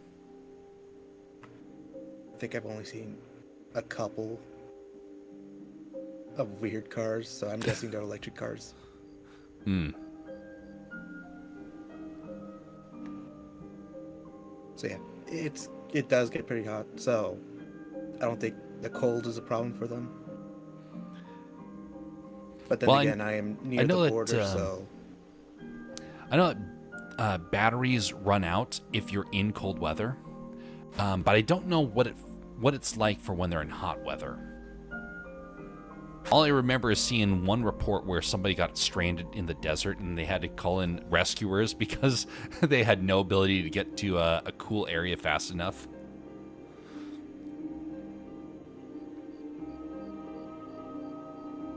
What's the weirdest vehicle you've seen? No, regardless of what type of fuel it runs on. So, I don't know the brand or the makers of it, but it's like this very box-like car. And I've seen like 3 different colored types of them. Hmm. But they just look weird to me. Box, huh? Or very square. Most peculiar. All right, you got to choose the last spot that we lay in for today.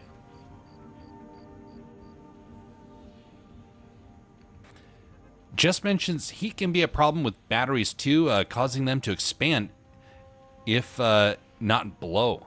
Well, at least lithium, like in cell phones. Ooh.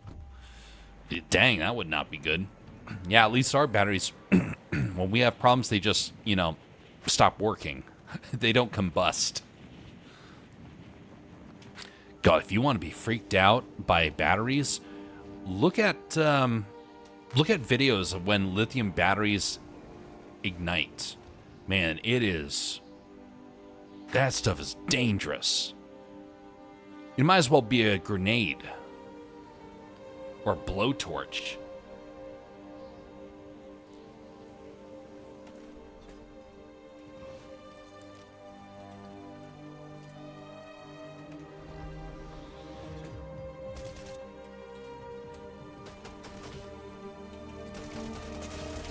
Oh, no. Not good. Wrong weapon for that. Phooey. You got the better one.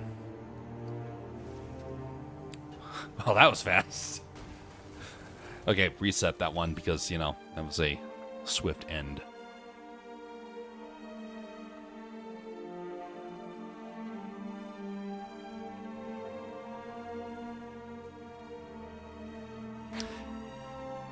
We want to hear your feedback. How difficult or easy is it to effectively use the following item? Shieldfish. Way too easy, man. It needs to be more difficult. How do you feel about whether or not the item is too weak, just right, or too strong? Man, it's just too weak, man. It needs to be better. In your games, is your shieldfish? I feel like with shieldfish, you could look at like the chug splashes. You got 6 of them, and that's like they're pretty big themselves. With the fish, I feel like they're thin enough. You could take like probably 12. If you could take those 6 chug splashes. Yeah, that's a good point. What's the chance of finding them? Too low, just right, or too high? Honestly, I feel like it's a little high, honestly. I feel like they should be a little bit more challenging. The fishing is really, really easy. I wish it was more of a challenging sort of mini game, but maybe that's just me. How do you feel about the following item? Kind of negative, actually. I'll put it very negative because I want them to change it. I want the fishing to actually have more importance. Golly, we're in a Japanese season right now. Fish are huge in Japan. I want them to do something with the fish. And I don't mean huge as in size. In the second chapter, they basically had weaponized fish. So I guess like a puffer fish, you throw it and it makes a stink cloud. There's one where you eat it, you get that 0-point jump. Oh, I remember that 0 point. So they have the fish in the files, they just don't use it. Yeah, what a time to bring it back for a nation that, has fish everywhere. Even if you had to go to a sushi shop to get them, that would be interesting. Or, you could just wear them.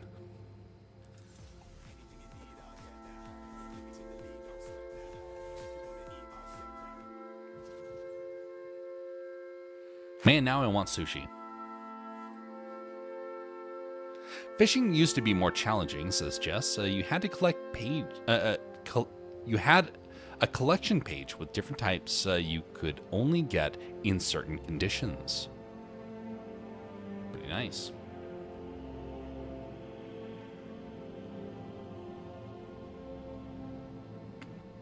They also have it so their floppers are different colored depending on where you fish them. But either way, they just turn to the orange color when you pick them up.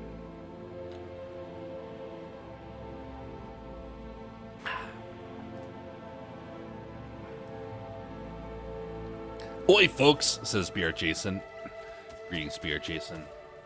How are you doing?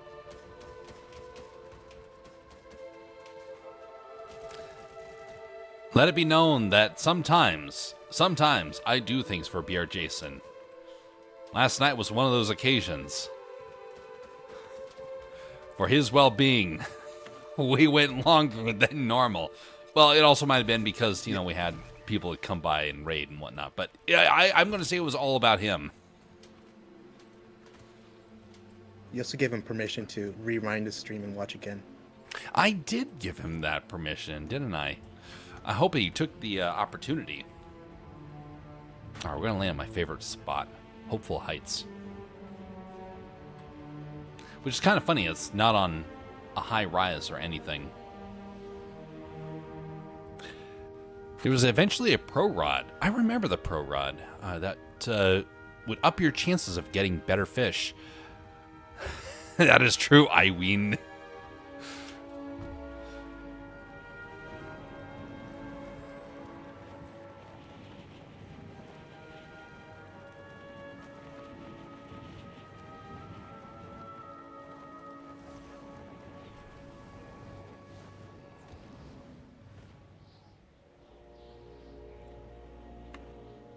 I forgot I had a glider that has sushi on it. A flying fish. Also has the banner for the sushi place.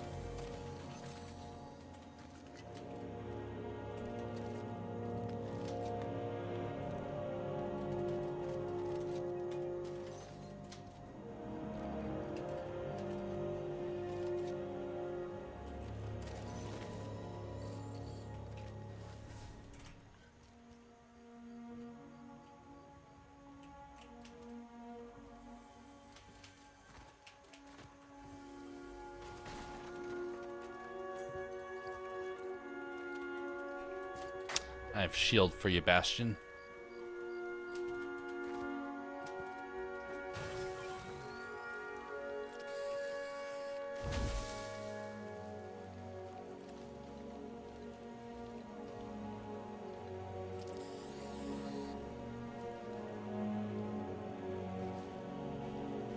Oh, I get to eat some sushi.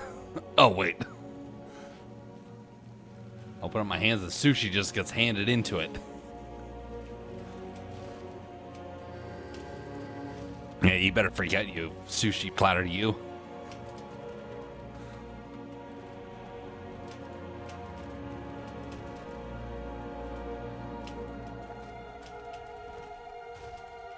It's not the same rewatching it. I like to be able to actively judge you while you speak. Well, that's probably true. Well, you could judge him in the comment section, and then you could get points from it, or silver from it. That is right. You get silver if you comment on the streams. You know, not in the chat, but, you know, on the actual commenting side.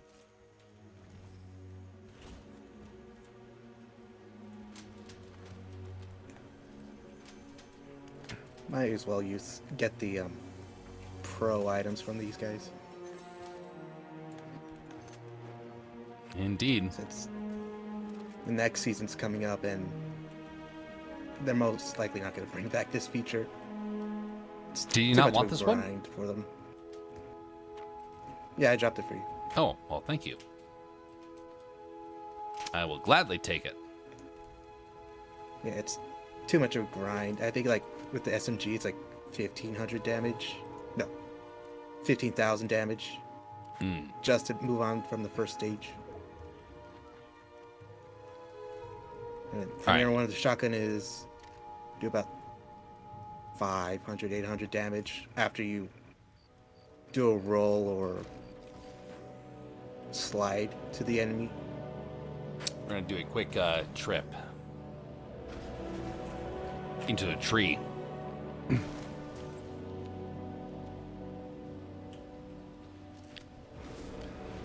Okay, in case you see it in the comments.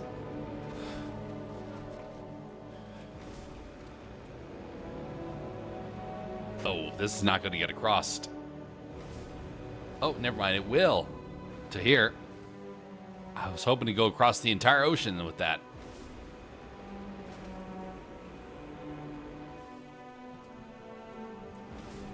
So just do island hopping instead. I need to do the rocket racing challenges. One of them is a leak for a wheel, and this skin has a leak as a weapon, so I think it'll be fitting. A leak as a weapon. Basically, what we need now is to have Farfetch'd added into this game. Pokemon reference for those that don't know. Well, seeing how they didn't want to do any crossovers with Epic, it's most likely not going to happen. Yeah.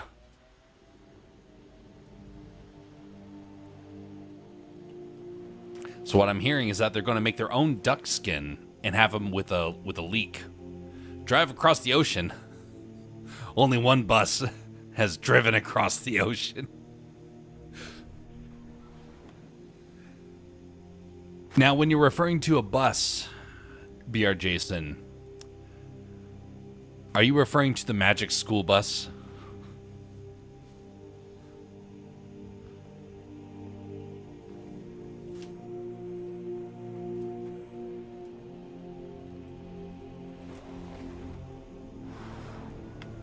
What freaky Okay, so turtles. one has green eyes, the other one has blue eyes.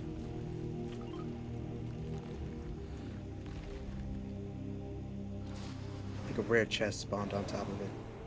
Ah.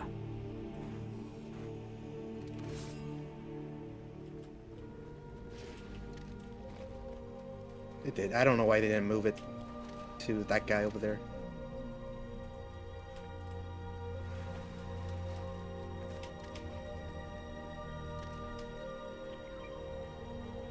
If there's a turtle this big, it would be so terrifying.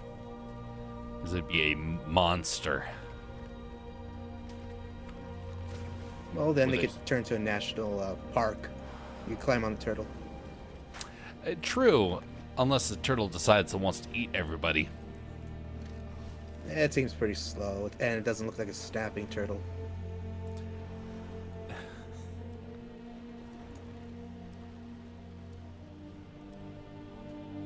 I mean, turtles are mean creatures.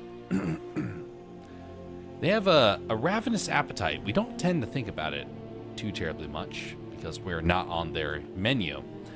But man, there are some critters that a turtle is one of the apex predators for them.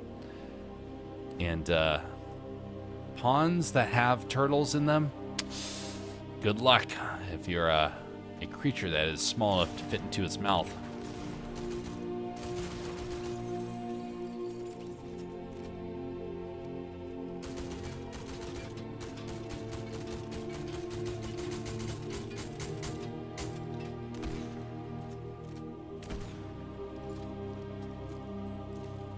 That thing was moving a moment ago.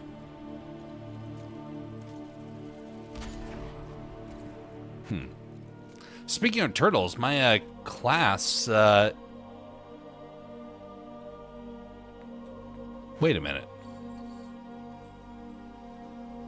My class turtle, Gamera, is eating again. I'm not happy with that because that means I have to clean its tank more often again. Oh, Columbus went across the ocean. Okay, yes, indeed. Some good explorer humor. I can get behind that.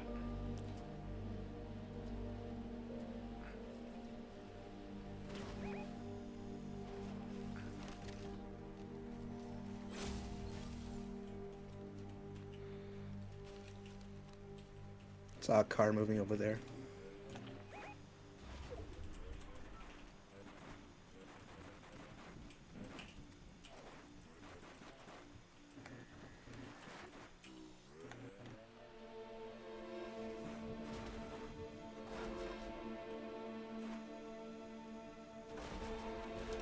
All right.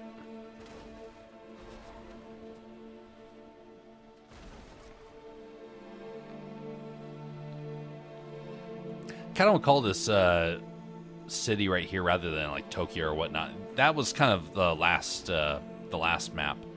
This one right here, 2 maps ago, this one feels more like it's the Yokohama or something like that. All right, gunfire.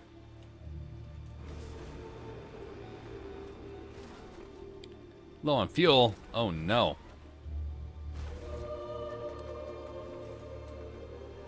Oh, there's multiple cars around here.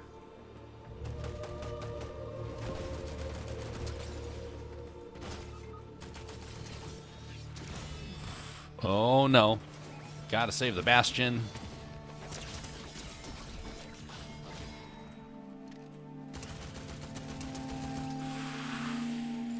Not good, not good.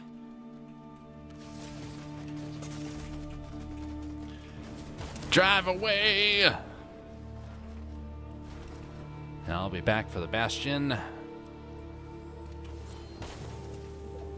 Okay, now we got 2 vehicles. They're not going to know which one it is, hopefully.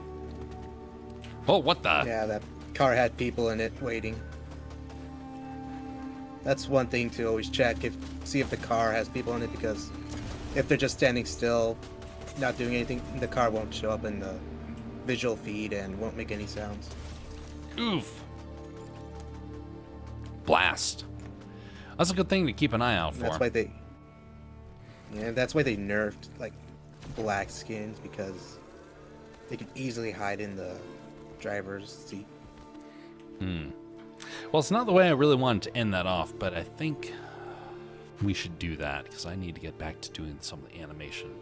Much appreciated, Bastion, for participating. Sorry we couldn't get any victories there, but thanks for the help to try and get a little bit closer to it. Greetings there, Cool Frog. Are you staying nice and chill?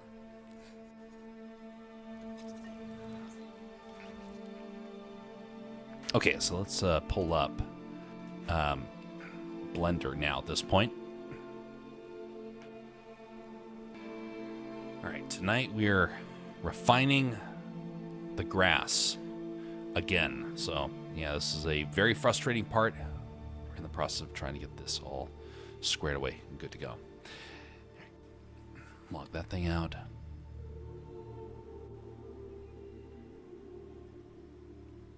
That works.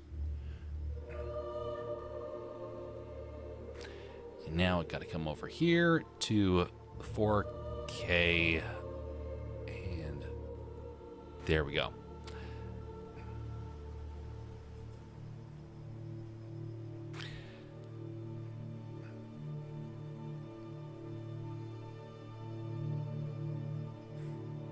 So we almost have this thing figured out. I did some refinement of it when I was off stream, and we got pretty close to this thing working. But unfortunately, there's 2 things that have kind of thwarted that, and what looked like a solution suddenly no longer is. So I have decided I'm just going to abandon the attempt to try and add in proper shapes, and we're just going to go back and make this standard grass. This frustrates me. So if I can't figure this out within the next half an hour, we're going to make this normal grass, and we'll just call it good at that. But I really, really, really, really want this to work because of what sort of potential this has for the future. Not just with grass, but with other things like trees or snow or any other thing that I need to put into particle form. Trophy yellow indeed. Kind of weird that it doesn't appear on the restream side. But if I go over to the YouTube side, it just automatically pops up. Okay.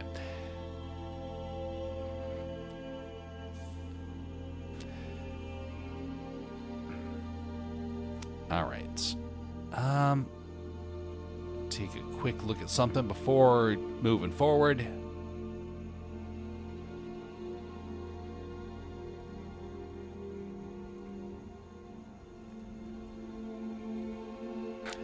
All right, so I have the grass reference here. Okay, so what I need to do here is I need to work with the instances. So right now we have a particle instance. What I need is particle instance, Blender, particle instance, children.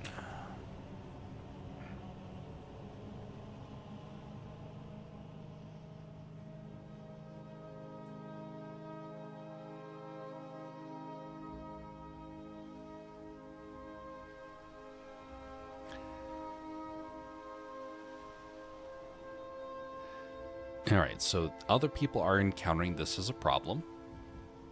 But the question is this a glitch or is this something where they couldn't quite figure out the code? Which is kind of interesting to me, actually. There are a couple of times when there is code where I'm like, this should obviously exist.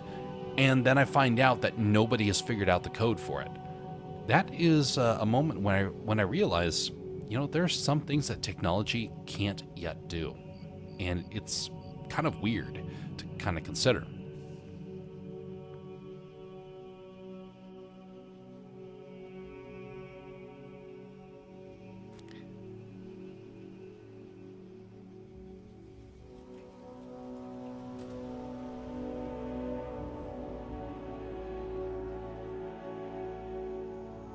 Hold up, Jeff doesn't know who Gamera is. He's from Japan, and the friends to all children. Really? All right, let's take a look at this character, Gamera.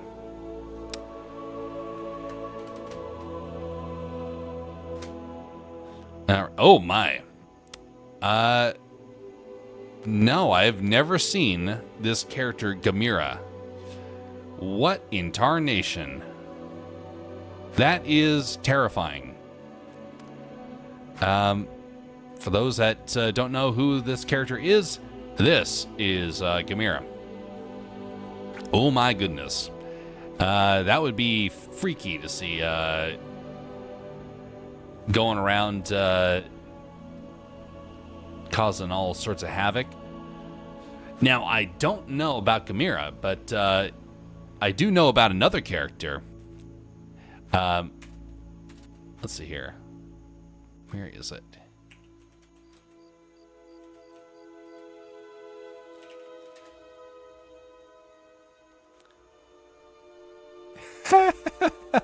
Okay. Lo and behold, it's still here. So I've never heard of Gamera, but when I was at college, some guys got found out that there was a stupid film called Yongari, Monster from the Deep. And it was a horrifying, stupid Korean film. So Korea decided they wanted to try and be more like Japan. And so they made a film with this horrifying creature. And I gotta say, if you want to traumatize someone and also get a good laugh at their reaction, show them this stupid movie, Yongari. Wait, I know Yongari, says BR Jason. He's a poorly executed cash grab after Godzilla's success. Ah, that makes sense. Greetings, North Carolina native. It's turtles all the way down. I know both Gamera and Yongari. Oh, interesting. Yeah, have you seen the film, BR Jason? Rather than, just knowing about it, have you actually watched the movie?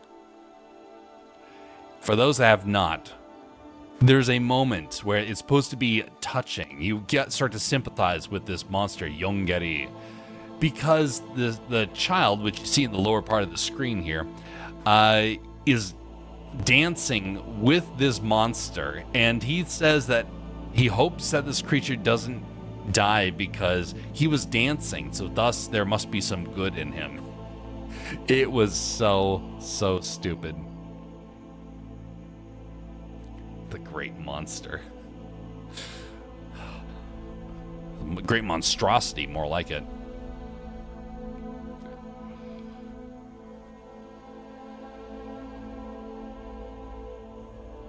Yes, but with commentary. Well, hopefully it didn't traumatize you.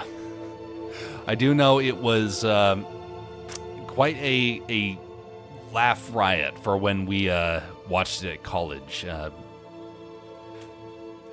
Man, it was unique. I would actually consider watching it again. It was unique and it wasn't terrible. It was just stupid.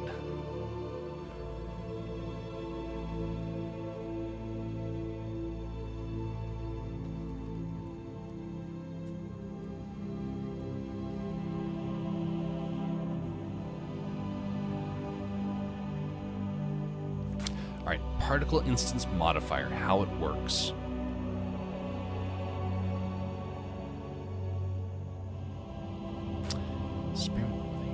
Okay.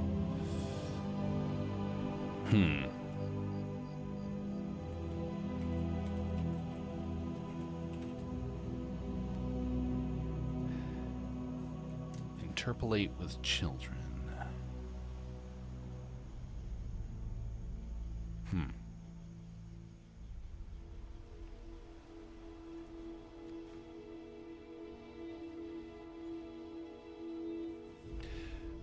Gamiri is that kind of bad too. They keep calling him the friend of all children through all its sequels, even though he is destroying cities. Oh my goodness. What goes through someone's mind when they make a film like that? That's just, honestly, it's embarrassing. If you're going to make something, why make a mindless monster movie? Why not make something that is of substance? I'll tell you why. Something of substance is hard to make.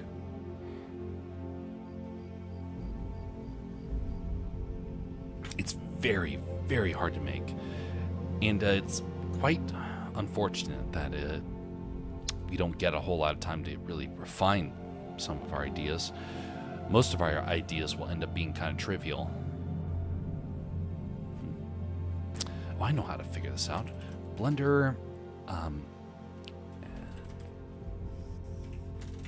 feathers. How about let's try this? Maybe feathers will fix the problem.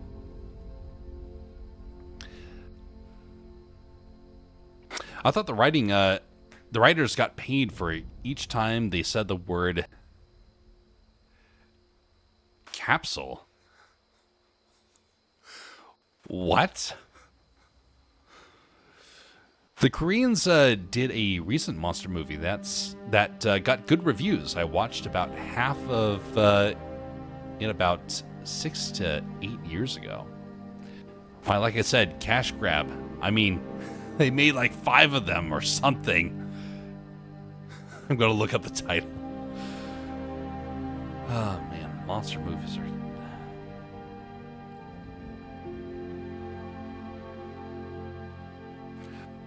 Monster movies are like the thing where you're able to get away with doing the most trivial and nonsensical sort of stuff. And somehow, some way, you're able to get away with it. It's called The Host. 2006 movie. Youngurdy was the word capsule. It has the word capsule in it like 75 times in a row at the beginning. Interesting. Now I did miss the first like 5 minutes of the film. I stumbled upon the students watching it, and I sat down and just watched it from that point on. And after like 15 minutes, everyone was hooked. We had almost every guy in the dorm huddled into the stupid room, and we paused it to all go get popcorn and then just enjoy it for the rest of the evening. Man, I miss the camaraderie of the college days.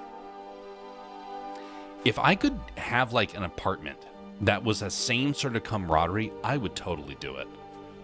Sadly, though, people change over time, and trying to kind of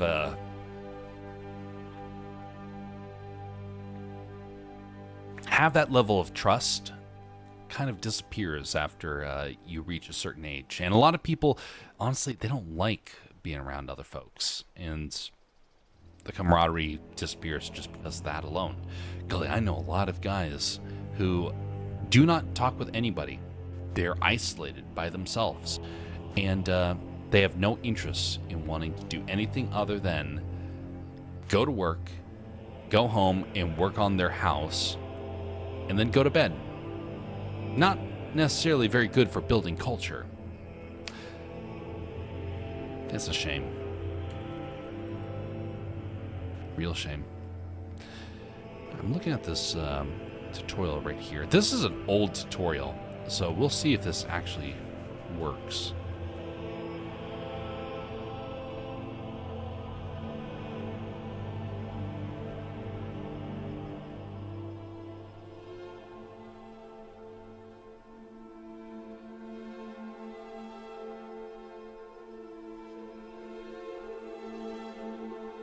Oh, wait a minute.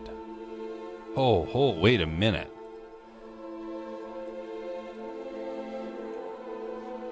Oh, I think this might solve the problem.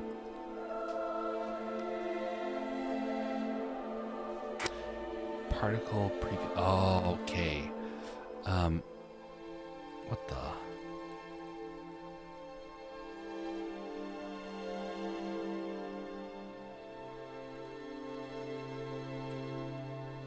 You're adding it to a card, and somehow, okay, I gotta go full screen. Now this is an old version of Blender, so I'm trying to go follow along with this tutorial here. I gotta go full screen though to try and see where this setting is. This is one of the very first times I opened up Blender. This is what the whole layout looked like, and man, it was so bad back in the day, and it is incredible compared to these early years. We need to go back to when he made the particle system here.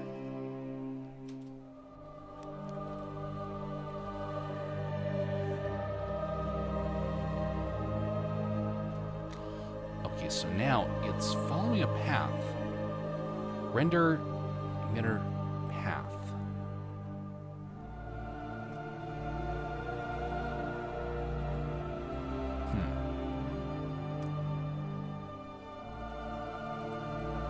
Stop playing with the light. I don't want to see the light. I want to see how you converted that to cards.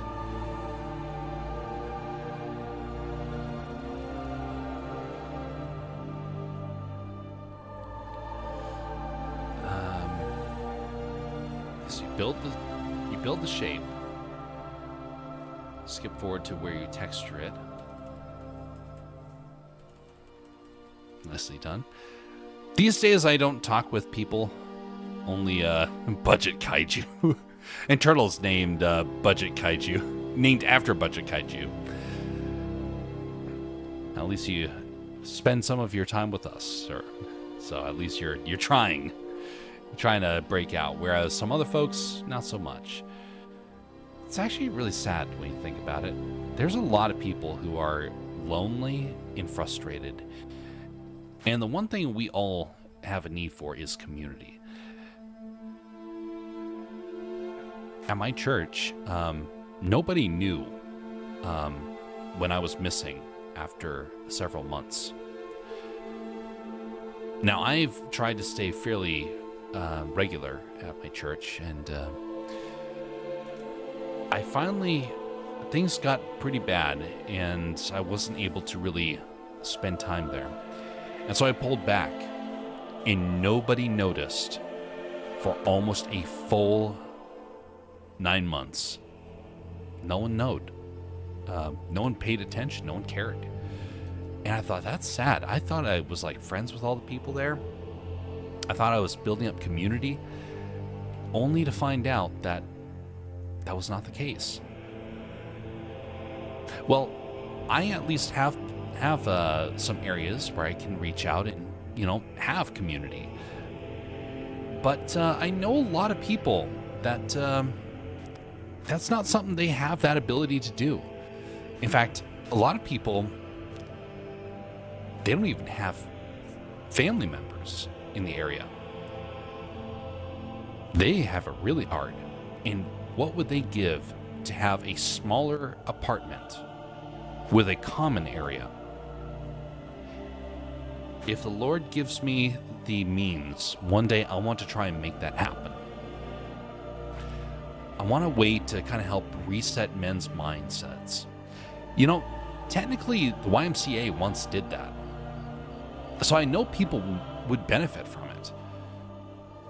Challenge is just trying to make sure it's not a commercial item. It's more like just something that local people have the ability to do, and not kind of rely upon like an organization that can go corrupt on you. All right, so you build this shape, and how do you apply it? Mapping. UV. This is a texture still. Under the feather.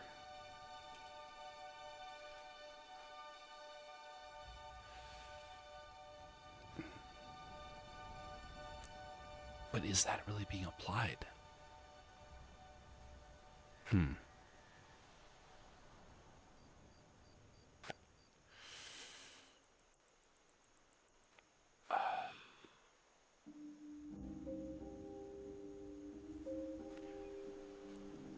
It's amazing how much they did with the early version of Blender.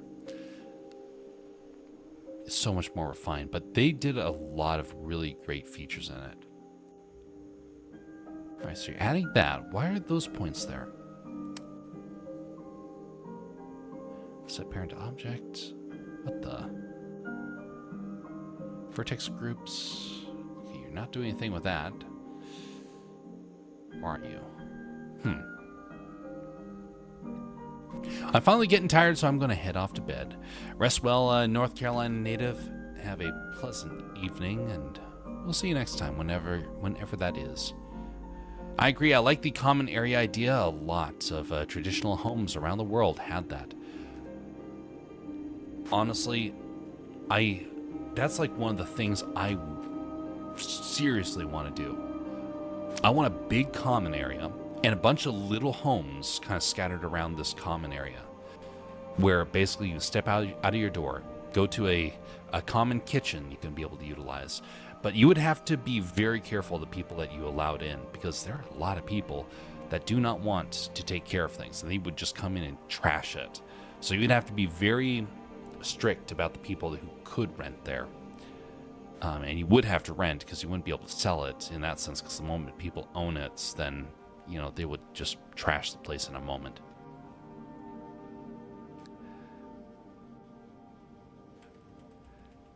Okay. Oh, you weren't adding it to the feather. Ah, phooey.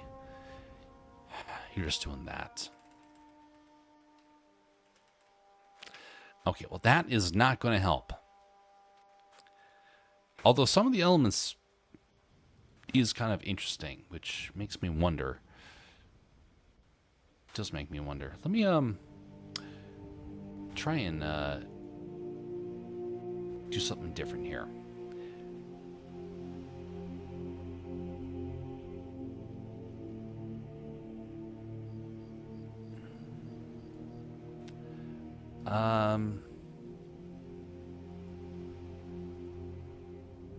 Particle instance. We don't want the particle instance right now. We want the grass grounds. Is this it? Grass plane. Jump to target.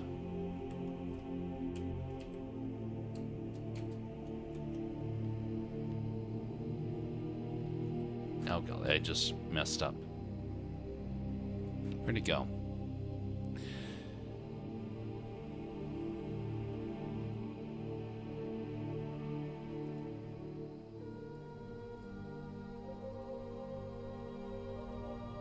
Jump to target. There we go. Grass test, of course. Select objects. Isolate that. And now, we're going to come in here to grass particle. And we're going to duplicate this. Hide the first one.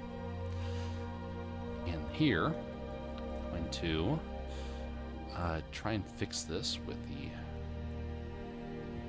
correcting it on the inside here. Let's have it half.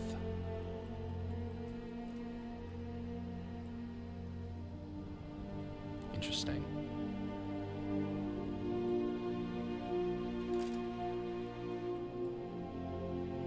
Interpolate. Okay, there we go.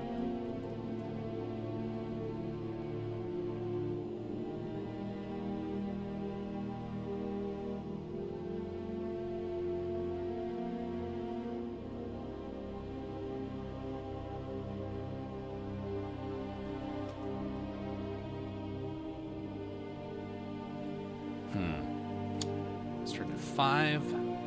Let's just do 5. Let's come back here and change this to 100. Then come back down here and actually raise it to 10. Now let's grab the wind, and we're going to increase its strength here. Times 5. Let's make it nice and strong and see what happens.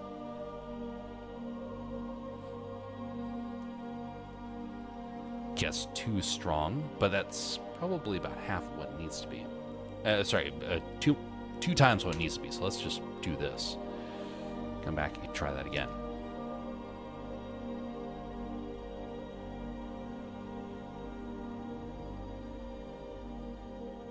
All right, now we want to have spring for this. Come back here to particles, and we need the dynamics. Here dynamics. Here we go. A structure. A stiffness. Times... Yeah, let's... Times 4 in total.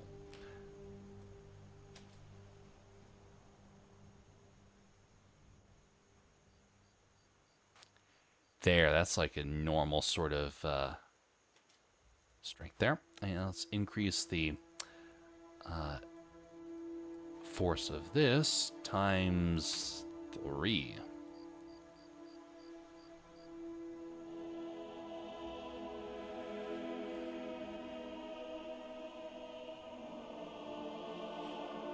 Okay, let's add some viewport rendering for this. What is the best way to do this? For now, let's bring in the collection again.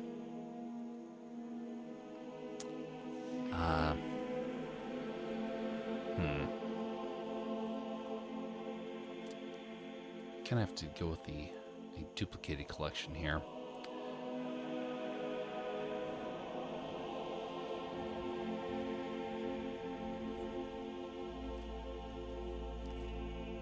You have to get rid of the instance particle, which is a shame to me. I really thought that was going to work.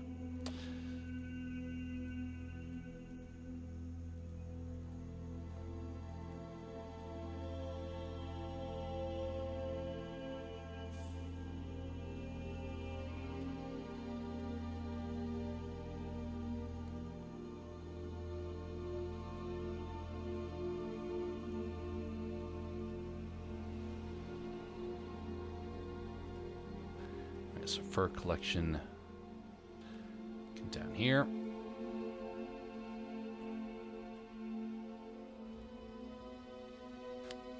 Which is this one? Oh, we also have to get rid of this. Perfect. All right, grab this and change it to collection of fur. Which is not, actual fur, but it's fur grass. And we got some actual visuals here so you can actually see what's going on. Oh, it actually turns in a certain direction. Interesting. So, actually, that's a very interesting point. Let's rotate this. Y 180. Was it Z? Was it X?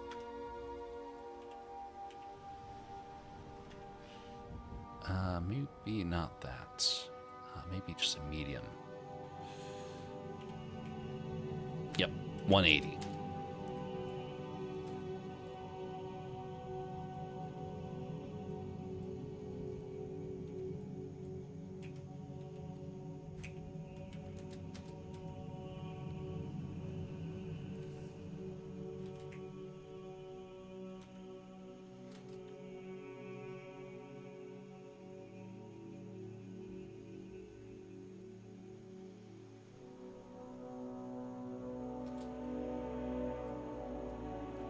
Okay, I think this will probably work in the end. It looks decent.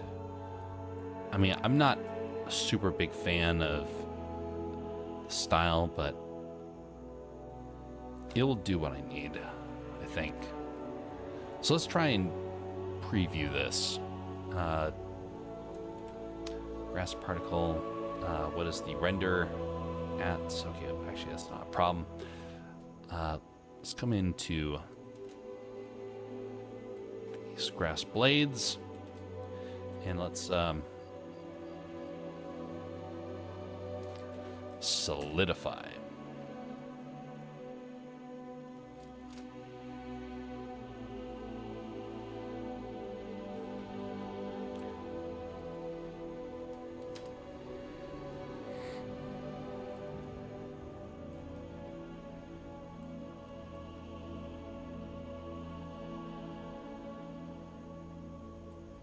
I think that was the only one that needed that. Oh wait, no, never mind. There's one more here. And we want that, and we grab this and copy to selected. Oh, and there's this one too. Perfect. All right, so now our grass is good to go. This one, I think that's fine. Save this. Let's come over to the grass test. Actually, wait just a second. I want to cache this here. So let's multiply this times 2. Because I really want to see that effect kind of take place here. Bake.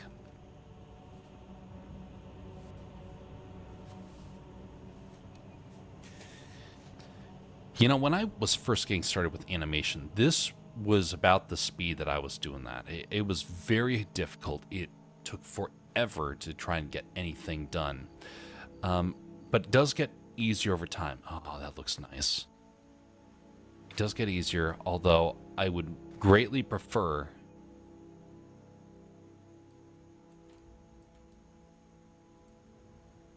that things were a little bit smoother. Wait a minute. Is it stretching? Could it have actually been fixed all this time?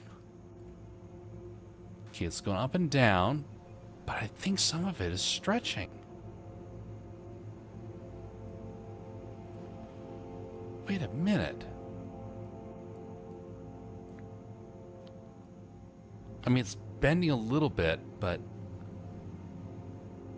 Okay, it's not really, but it's pretty darn close for that. Okay, so there's one more grass plane that I need to fix. Where is that?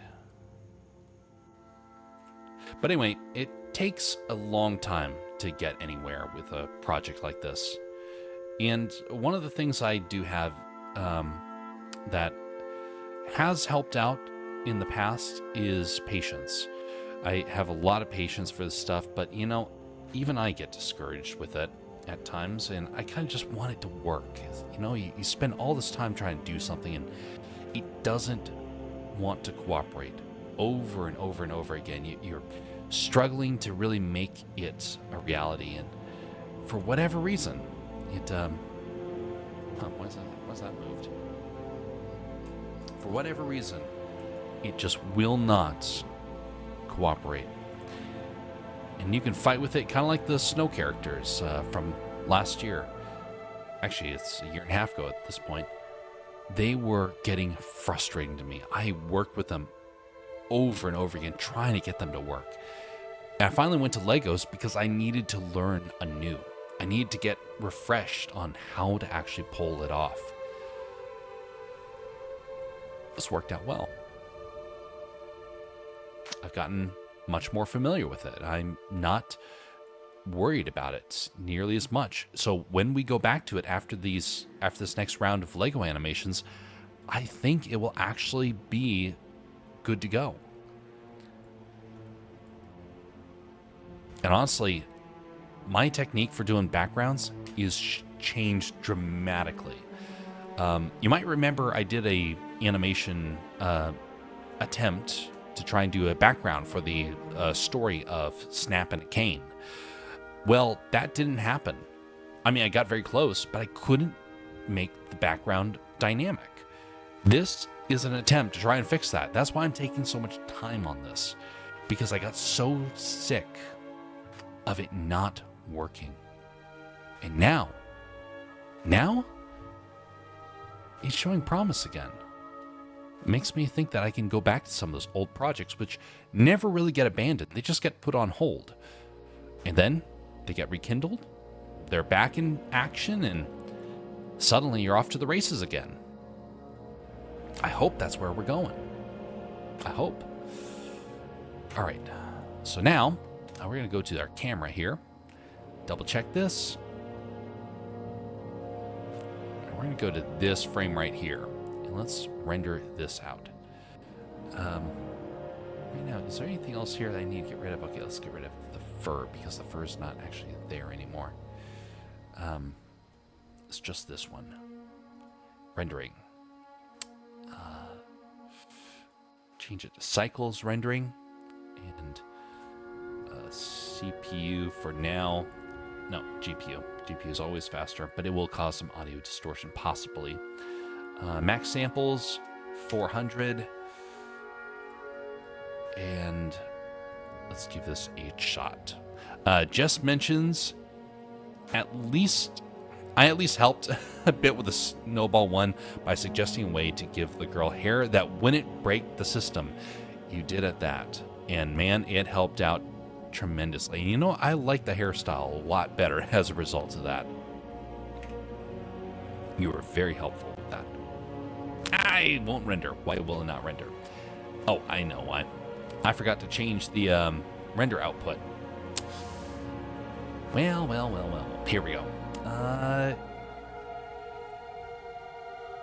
Grass, plane 1. It's on render.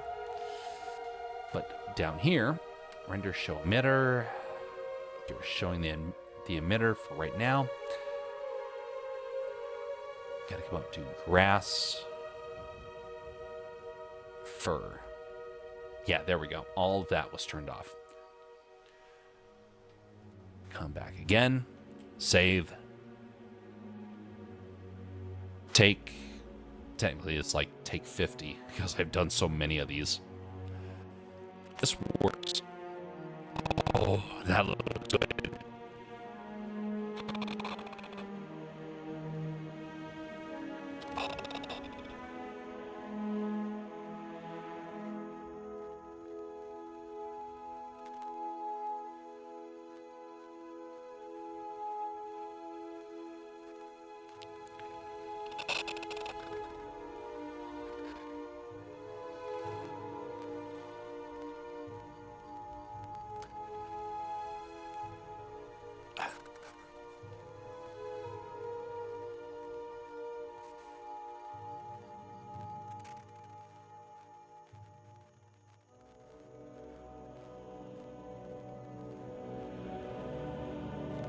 That's so very close. So very close. But I might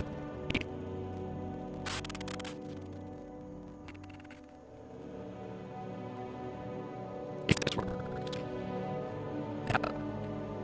it literally is almost exactly that body.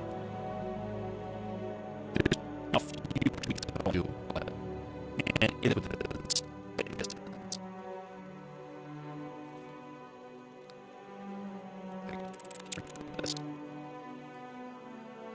That wing rat. I mean, sure, it's a little too. Yes, that can be solved. That can be solved. Oh my goodness.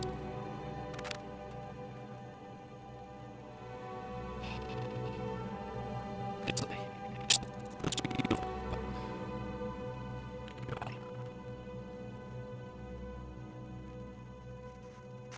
Oh, this is good.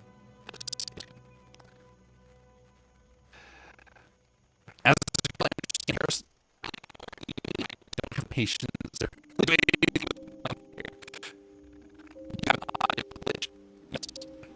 yeah, I understand. I gotta it's right.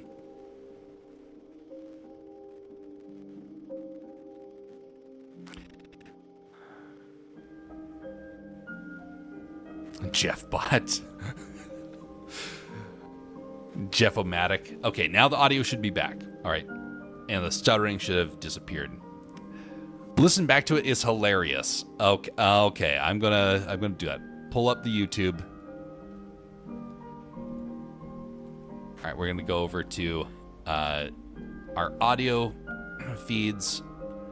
Oh, just a second. Let me do a quick shift around here. All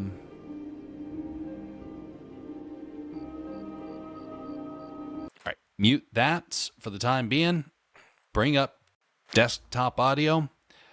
And now we got instant replay. Oh, just a second. Let me do it. Okay. Plane 1. Okay, so render. But down here, render show emitter. Okay, let's go ahead.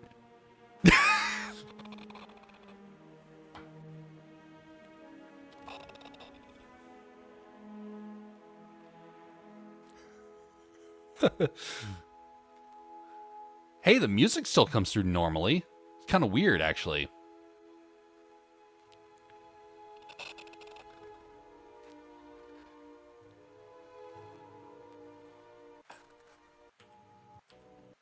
Very close.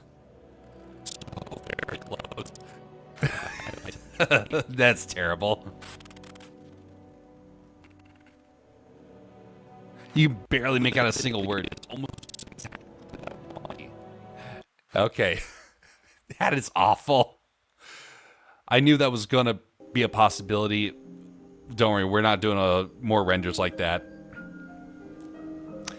But we are going to reject the AI. We're not going to imitate it. Okay, we're going to avoid being the robot. What a scandal that would be if suddenly people realize I'm part of AI. No, it's not going to happen. Okay. But so let me more clearly state what I was saying there through the breakup and whatnot. Took me a bit to figure out your reactions from the stuttering audio. Yeah.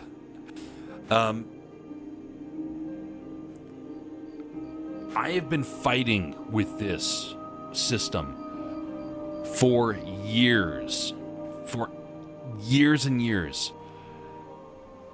Just give it your nature. Oh, no. I've been trying to get this to work for so long. And I've tried so many different techniques. For it to be that close is stupendous. It's not perfect. But for the needs, that's almost exactly what I need. And I think that may solve some of the problems for the snow episodes. Now I really want to go back and try to redo those. But man, that is so promising. So we're going to do a quick update to this, though, because I want this to be a bit more refined. So we're going to come in here, duplicate these, and isolate them.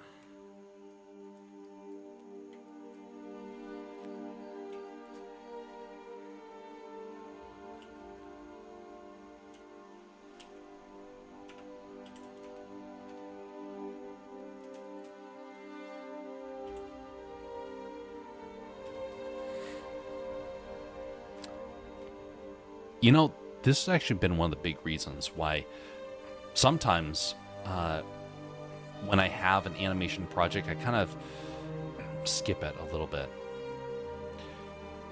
When things work, you have the enthusiasm to proceed forward.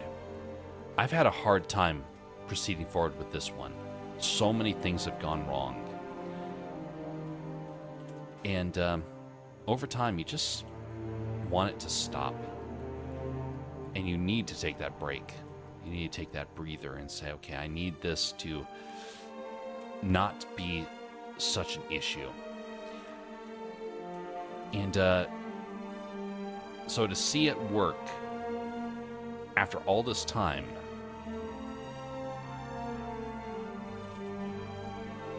and it is just a breath of fresh air.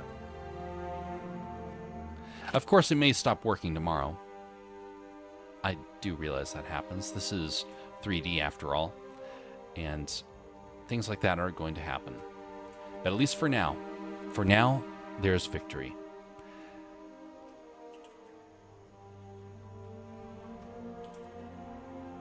Maybe God has a reason for it to start working now. I don't know, but I hope it will finally start really taking off. If it does, it'll be so great.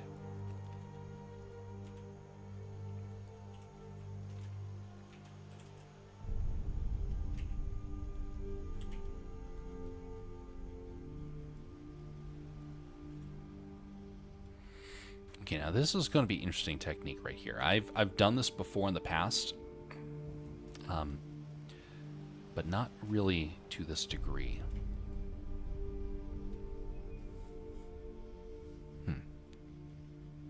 Greetings there, fan. Yes, I do remember you. You have you joined the Discord a couple of weeks ago, and I didn't realize that you were there. So I do remember that. How was your day, Ben?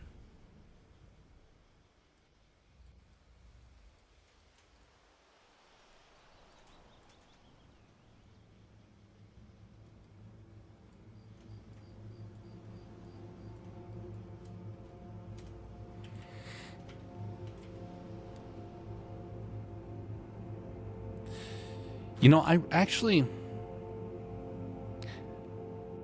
love a challenge. Never get that wrong. Okay, I do seriously love a challenge. And so I don't get super discouraged when things don't work. I view it like a puzzle.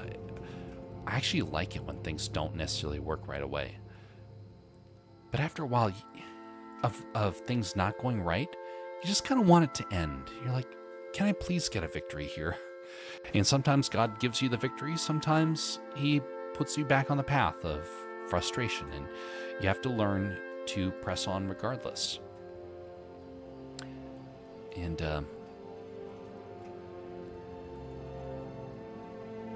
I just wonder how long this time frame will last. But while it does last, I will be grateful.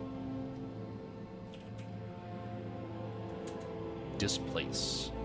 Okay.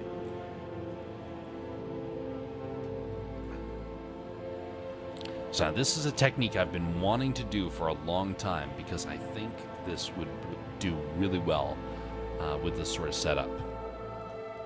This is my new account. On my other account, I couldn't get logged in. I've lost my sub. Friends everything except you. Sorry to hear that. Oh, I see. You have fan new. Indeed. Well, hopefully you get a chance to try and rekindle and rebuild. It takes a while. I do realize that. Be sure to write down write down your password on a written piece of paper in somewhere that you have access to it. Because if it's digital, it will disappear fast.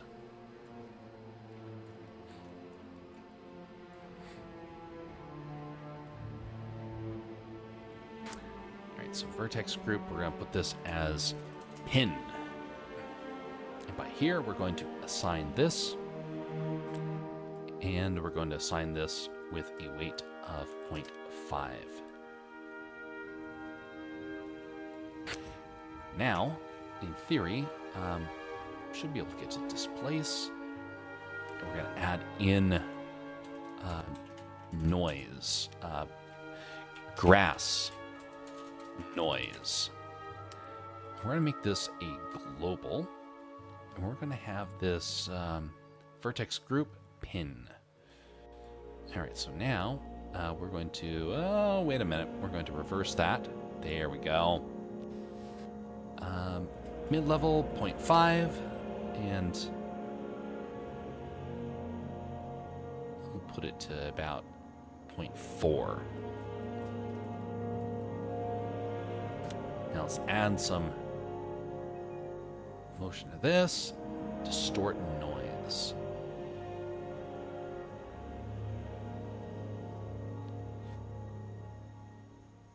You just want a little bit like that.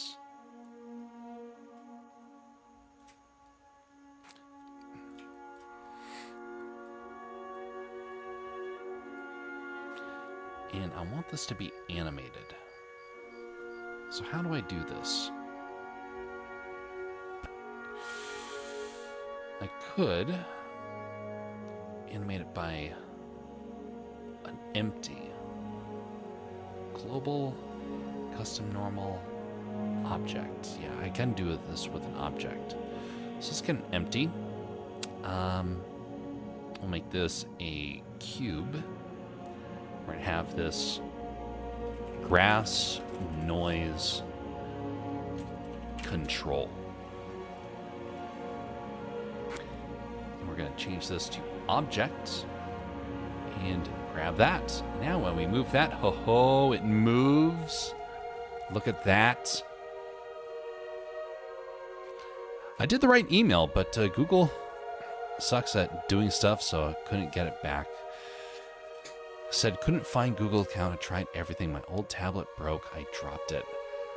Sorry to hear about that. Technology can get incredibly frustrating. Incredibly frustrating. I learned the hard way over many years about how fragile technology can get. And I had a couple of items that kind of bit the dust. And thankfully, it hasn't happened a whole lot as of late, but man, it is a headache. A real headache.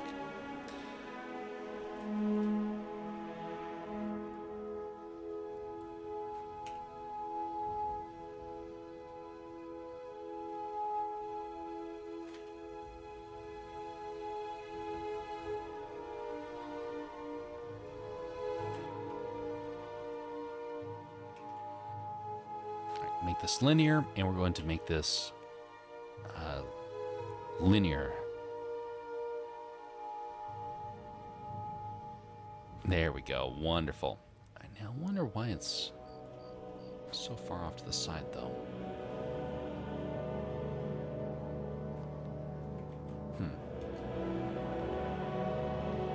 There we go.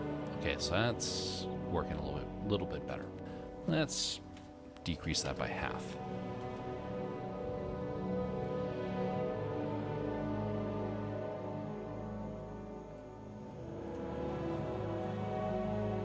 And actually, I don't like how much motion that is, so we're going to increase that to 0.75 and make this 0.5.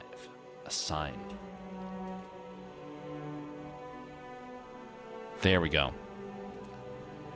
The earthquake ruined a small, delicate thing in a PC, if I remember one of your stories right. Didn't damage anything else of yours. That it did, but it wasn't my PC. It was actually my brother's PC. The earthquake, when it damaged my... So it did damage my PC in a roundabout way. But it was a very weird sort of situation. And unfortunately, I lost a lot of projects when that happened. You know, actually, the very first videos I did on the Castercraft channel was just before the earthquake. And the earthquake ruined my follow-up videos. I had 3 videos planned. They were going to be sculpting videos, and they never happened. In part because the earthquake caused so many problems. Now, it's actually a miracle that it didn't destroy the PC outright, because it's interesting that everything in the room went flying about. Like I said beforehand, it was like a baseball bat hit all the items in the room. They just went catapulting across. But the PC was virtually undamaged. In fact, it's still going. Now, I did have to swap out some parts because as an indirect result, the electricity probably was damaging the PC. But the real culprit behind my PC breaking was video editing. See, when they tell you motherboards are like designed for gaming, that doesn't mean they're made for video editing. And lo and behold, it turns out that, well, the video editing I was doing on my projects was actually killing my PC. And when the earthquake hit, it was around the same time I had been doing a whole lot of editing. And so I thought at first it was the earthquake because it had damaged my brother's computer. I didn't realize until afterwards that it was actually the motherboard. That was told to me by a computer developer, the company that built the computer. I asked them about the motherboard, and they said, "Oh, this is perfect."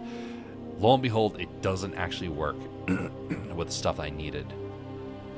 So I learned that the hard way. What are you animating? I'm animating grass. So we rendered out one of the scenes earlier. This is what the grass currently looks like. And that's a huge improvement. And I'm trying to refine that to add into the final scene. Of which is... Where is that? Rendered scene. Where are you? Here we go. It's going to be in the background of here, because the background just was a little flat.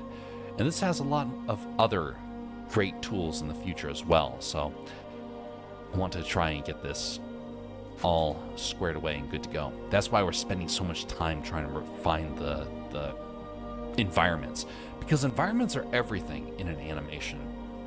You don't think about it, but environments take up the majority of the screen time, so you got to put the majority of your time into actually developing them. You can have simple characters, but you better have a complex background, because people are going to judge you for your background, even though you may not realize it. Wait a minute, what happened there?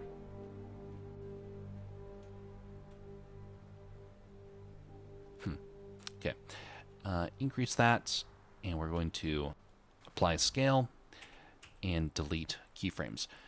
By the way, the show I'm working on is canceled. I'm not going through all of that again. It's annoying if my stuff over and over again. When I'm smarter and better at animating, I'll try it again. I will still model, stop motion animation and drawing. You know, I can understand that, and I can respect that.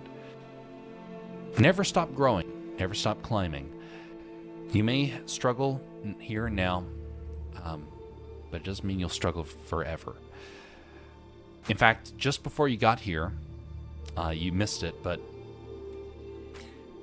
I've been fighting with this grass on and off for years. I've been working to try and get my backgrounds better for a long time.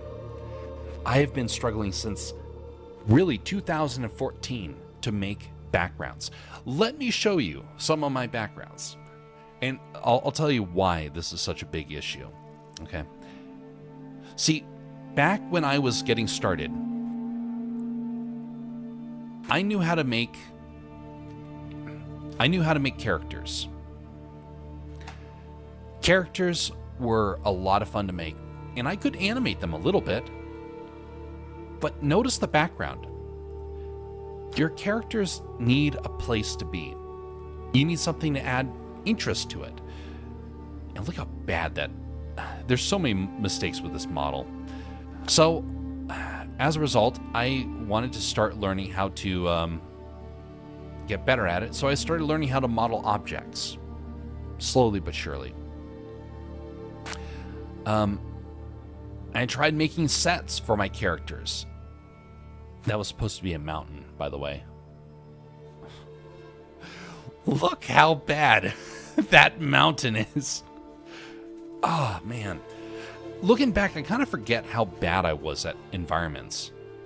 But when you have a character and you want to try and put them in an environment, man, everything gets destroyed when you don't do it, when you can't do it right. Well, I realized that. And it hurt, honestly. It took a long time to get better. So I started doing smaller things like this. Look at how sophisticated that room is. I know it's garbage, okay? This is trash. But you know what? I kept pressing on at it. I struggled over and over and over again. And then I did this. And this is a simple scene. Actually, the amount of polygons in the scene, it makes it laughable, just how bad it is. But you know what? I was learning something else. Compositing. Layout. And modeling was part of it. But you have to have somewhere to start from. Save your projects and return to them when you learn a little bit more. Because it can get discouraging. But over time, you will get better. You will improve.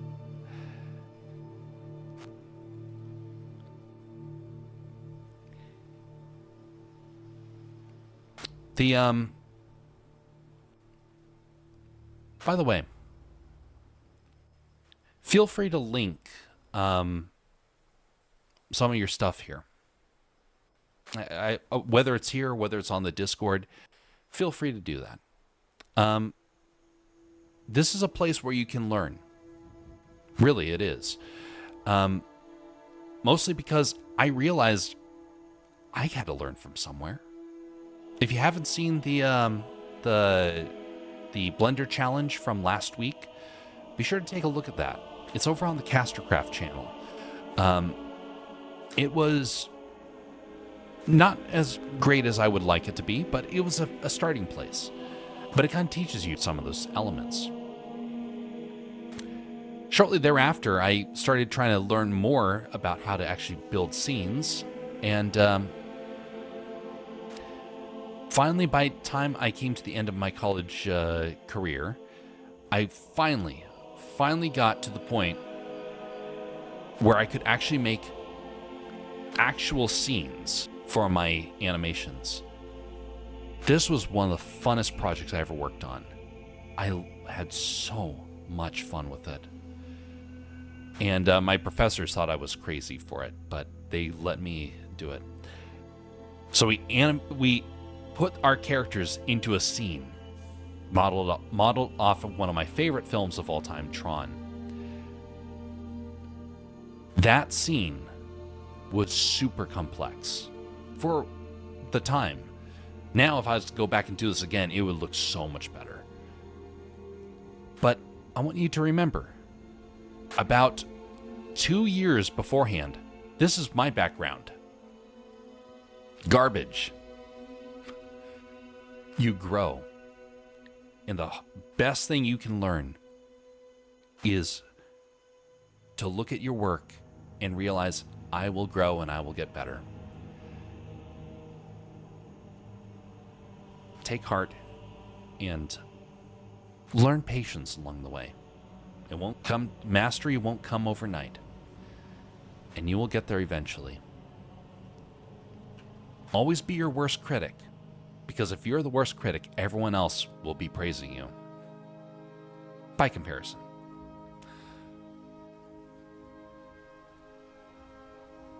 I close those things out. Now, if only Fortnite verse for creating maps would let you learn it. Yes! Oh my goodness, Fortnite verse is so frustrating. Speaking of projects that thwarted me, gotta figure out how to get that thing up and running again. We were doing that a lot last year. Man, it was so frustrating. Do you know if they fixed any of the verse stuff? I've seen no information about it. I'm not going to link my stuff. I'm going to Zelda it. That's great. All right, I'm going to sleep. It's 4:52 a.m. for me. Sorry I wasn't here, and about the animation challenge, any updates, I'll be here next stream. I wasn't here that much. No worries. It will be taking place at the end of this month. Feel free to check it out, and be sure to ask questions as you need. Use the Discord for that. Put it in one of the conversation areas, like art primarily. But yeah, feel free to link your stuff, and we'll be sure to take a look at it and give encouraging suggestions, because encouragement is great. Suggestions means that we want to see you improve, and we are rooting for you. Have a good night, and we'll see you next time.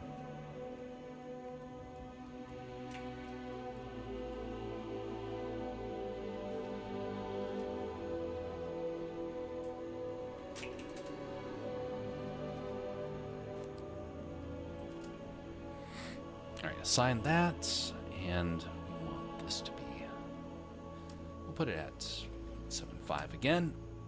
Assign.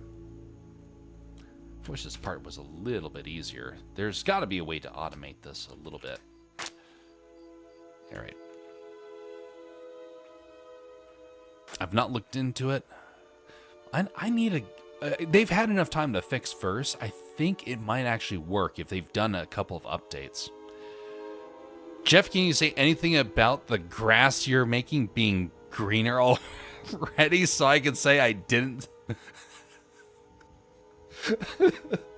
So I can say I don't see offense.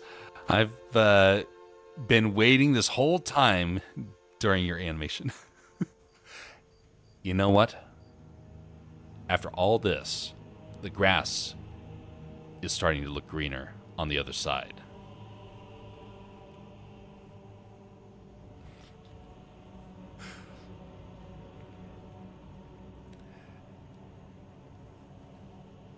I needed that, sound effect to just trigger of the drums. I need that little soundboard, but those things are way expensive and honestly not really worth it when you would click it once a stream. Definitely better things to put your money towards.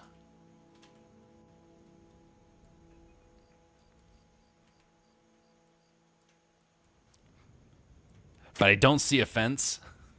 Hey, if you got any sort of offense with this sort of stuff, that's your own stake.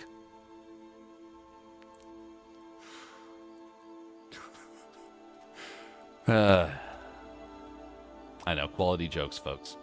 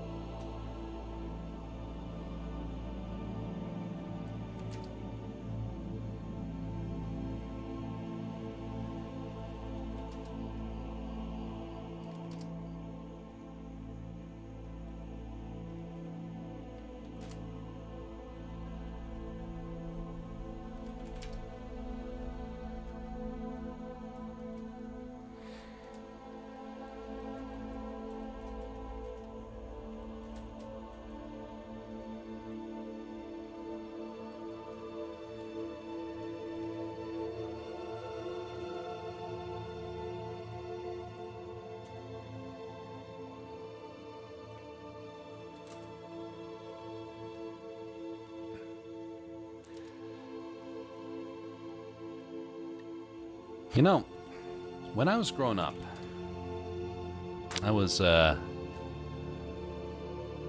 told a story, and I don't know how much the story came from the person who told it, but I know that I've definitely taken it and changed it quite a bit.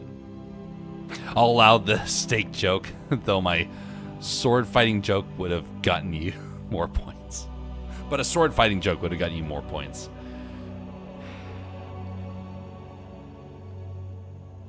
Indeed, indeed. Is Vavistar an okay brand? That's one of them at. There's one of them at Walmart. Pricing on the app is $24. I don't know. Let me see here. Vivistar. I've not heard of that brand before. I'm guessing it's probably a Chinese product.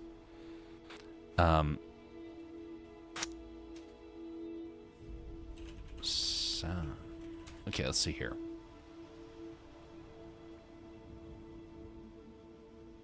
Interesting. I've never seen that before.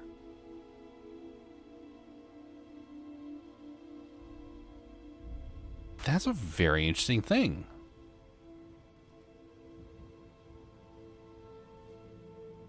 Yeah, feel free to send a link. I'm going to have to investigate this. 24? That can't be right.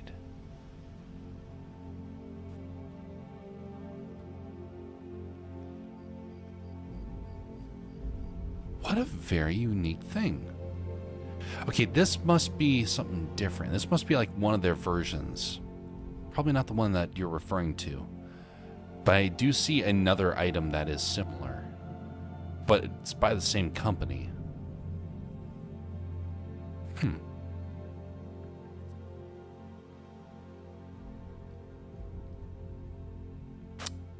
Very, very interesting.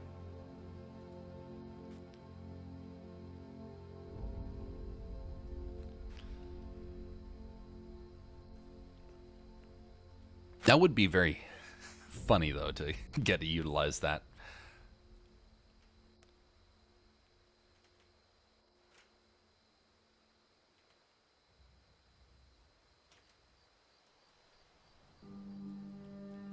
.5 assign and 0.25 assign.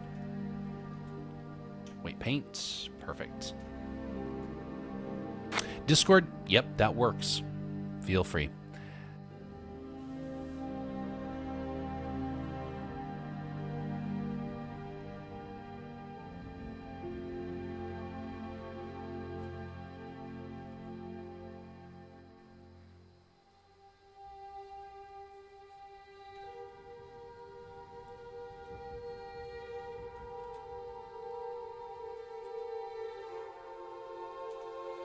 All right, let's take a look at this. Thank you. What in tarnation?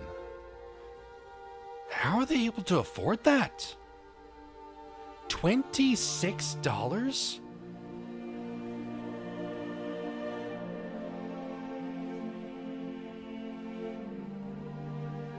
No way. Booing, laughing, clapping, applause. Wait a minute.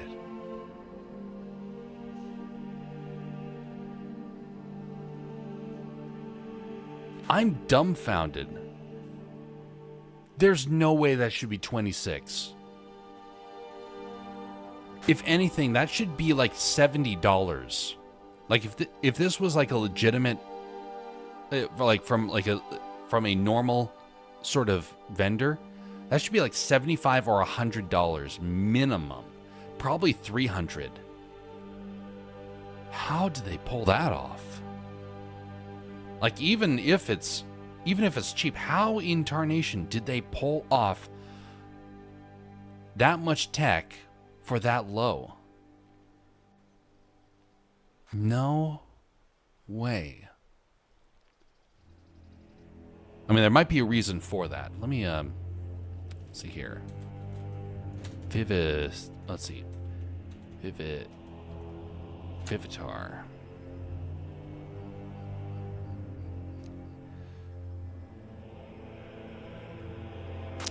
All right.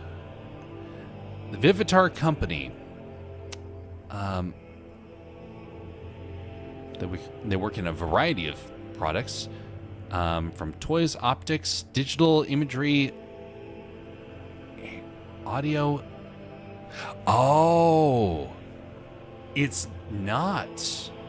It's not typically 26. It's typically, lo and behold, $70. It's on sale.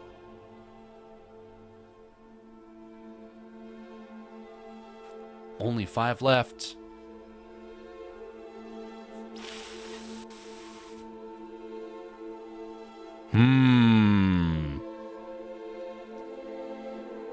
Oh, they changed their... Oh, they probably changed when the change of company. That would make sense. Okay, let's see here. I want to take a quick look.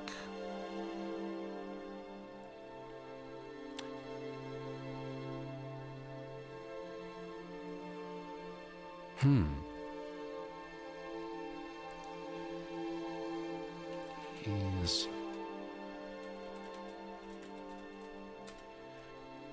on sale. That's amazing. What is it? This right here, PR Jason, is my clap track and my laugh track and all sorts of other things. Okay, that is interesting.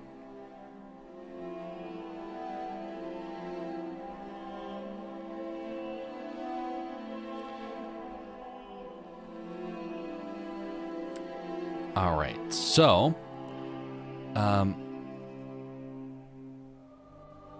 founder Vivitar.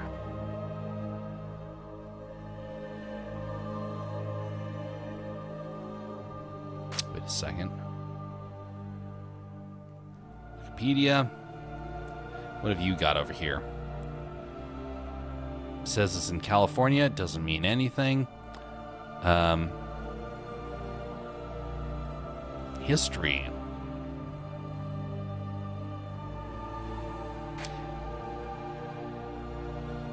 Was founded in 1938. Okay, so maybe it is. What?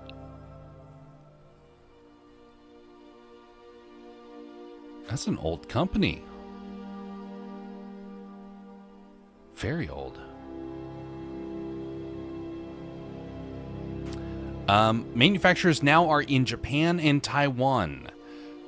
That explains it. Okay, Jess, thanks for sharing that. I know what I'm getting tomorrow. Only 5 left. Well, they'll last till tomorrow until I can get over and make the order. Much appreciated for the heads up on that. Greetings, Enigmatic. How are you doing? It went bankrupt in 2008. Just got bought out. That explains a lot. Fascinating. Well, that solves the problem. Man, that's about as cheap as you can get. God, the average... There are some restaurants, some fast food restaurants that cost that much. It's amazing how cheap tech has gotten these days. Especially, when it's when it goes out of business.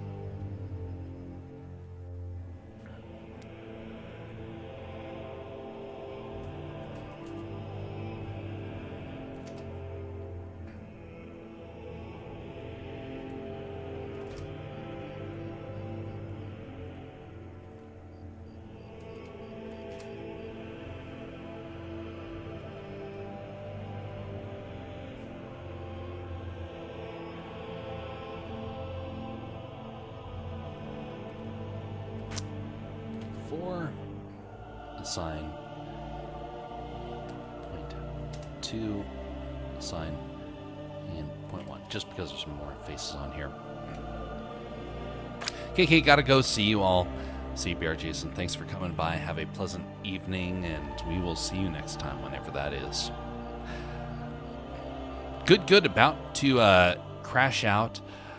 I was out in my trap line today.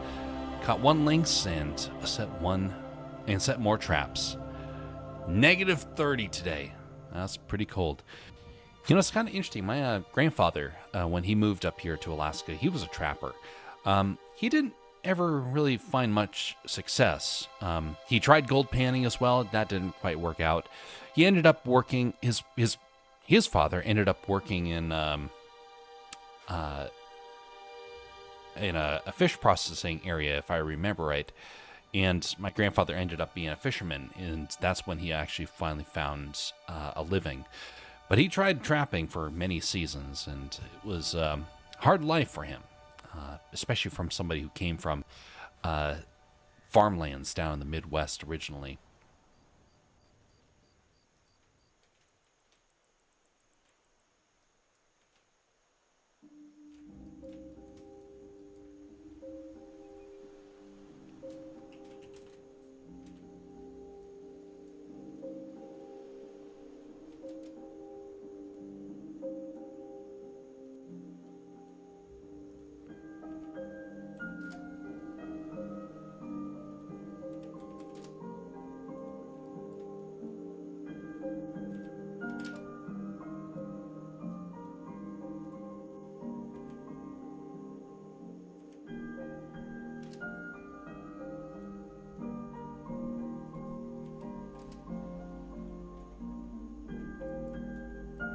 I think this is the last one, yep, because it's just repeats from this point.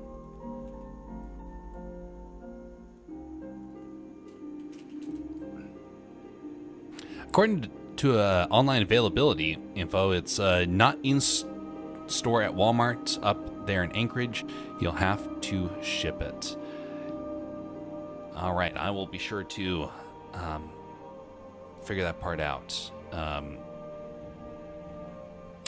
I have to stop by Walmart tomorrow. I'll end up going back to their tech area and make an order for it. I don't use the app, and so I'll just be going in because, you know, it's simple that way.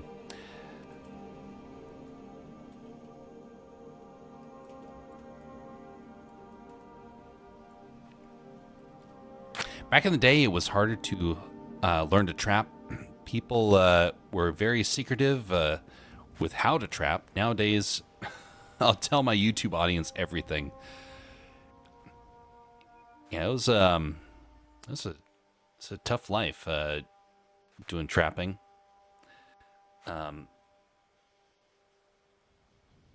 But also during the time that my grandfather got into it, the fur industry crashed. So their ability to even make a living off of it disappeared very, very quickly. A lot of things kind of disappeared quickly for my grandfather in a very quick succession. Him and his father tried their hardest to actually make a living, and it's like they were the perfect example of folks that tried everything, and it was always just never quite enough. But they made it work, and thus my family is now the benefactors of their hard efforts. And so I'm very grateful for all the struggle that they went through.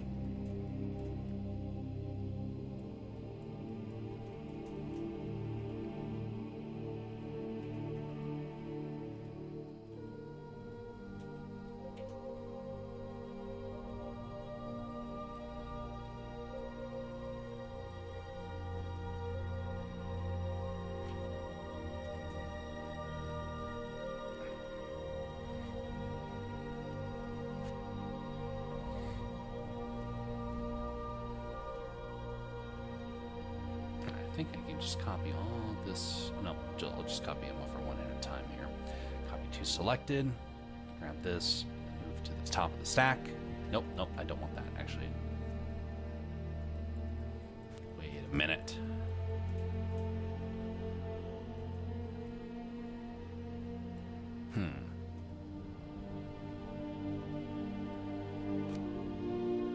Oh, that's why.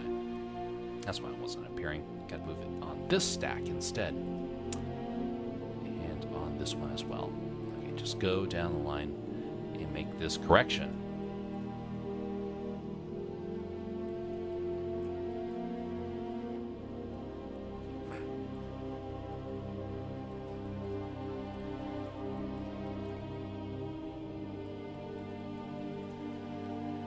Okay, I need to change this one up here. How am I going to do this?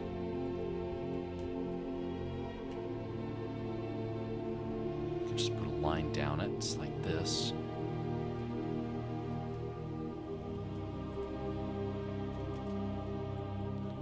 Alright, so I need to make this thing so that when it distorts, it's not ending up like this, where it kind of balloons everywhere.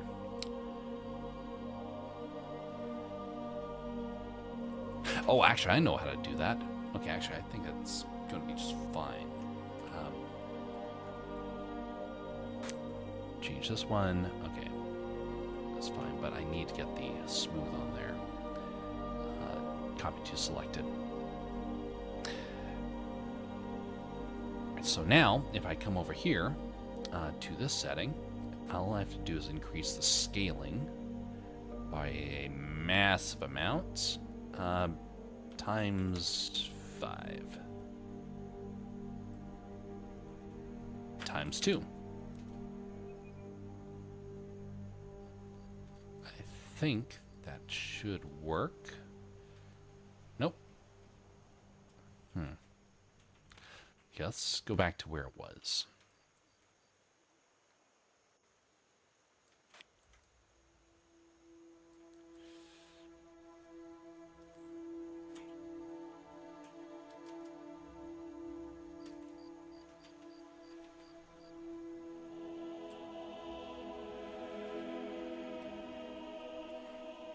Slowly fix this.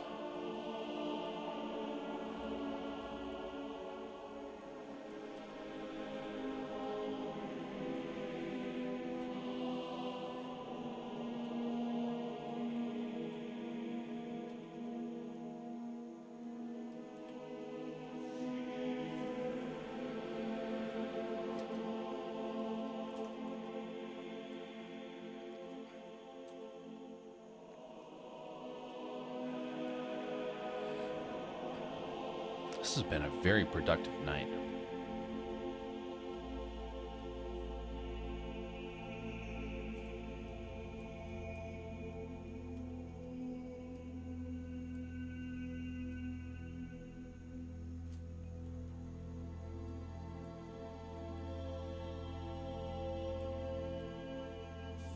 I want to show how the grass sleeves a little bit, but I don't think that's going to be possible. I think it's just going to have to be one of the few compromises that I make at this point.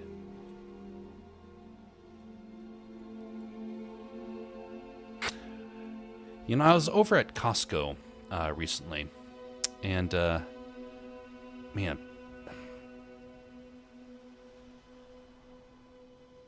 there's a lot of people that were in the process of getting products, and there's one guy who was trying to buy out as many eggs as possible.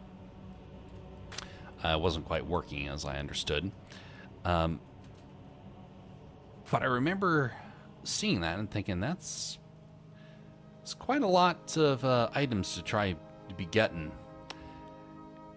And I was wondering, how are you supposed to store that many eggs? Because we're talking cartons. I don't think they allowed him. But even if he had, where was he going to store all those eggs? And it made me think about panic buying. And just how absolutely ludicrous it is.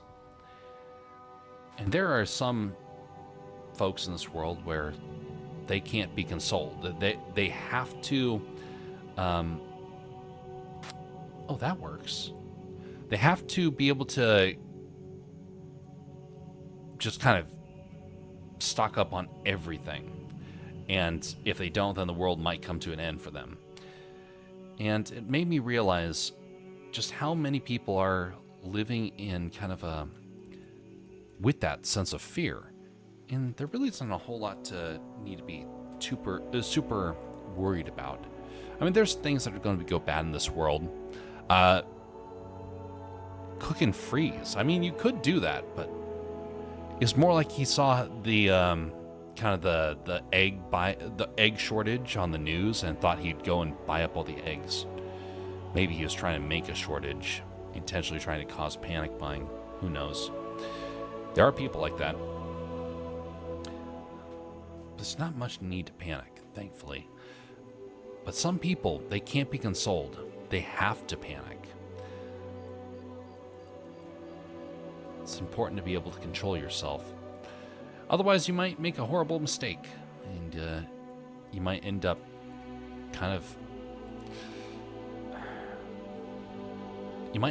making a fool of yourself.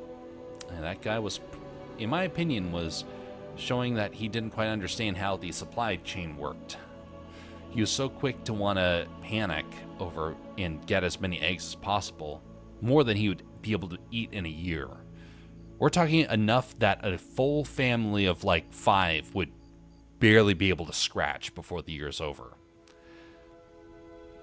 But he was determined, or trying to be determined.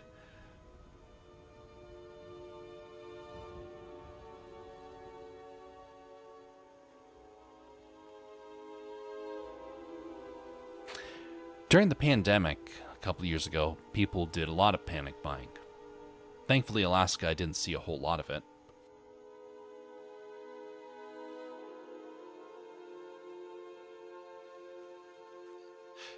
But what I did see was people in fear. It's kind of hard to maybe even think about at times, but there are things to be nervous about, but honestly, there's so many great things in our culture right now. There isn't really much need for us to be afraid.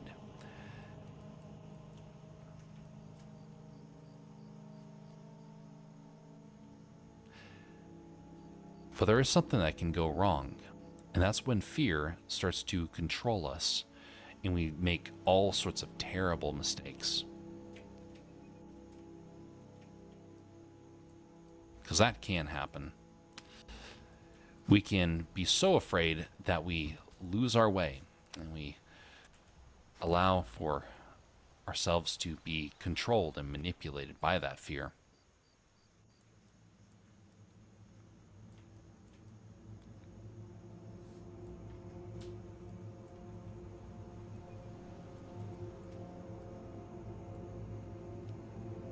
I'll never quite understand the people that do the panic buying.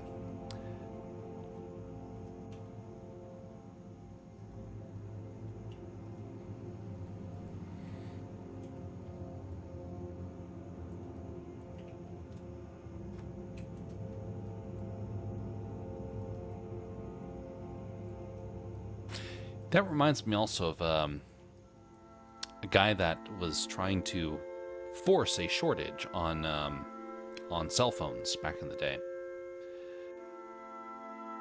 Thought he was going to be able to make a whole lot of money by making people panic buy phones, and didn't actually do anything. His effort was nullified because it turns out that the company had anticipated someone would try and do that, and so they made it to where it was going to be near impossible for someone to try and cause a shortage on them.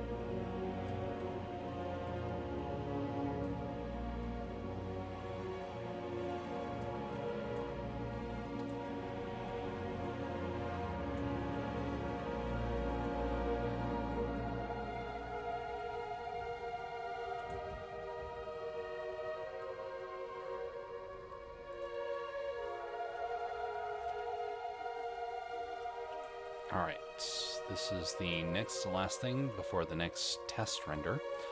You know I will not be speaking during the next one because I don't want to have the audio distortion taking place again.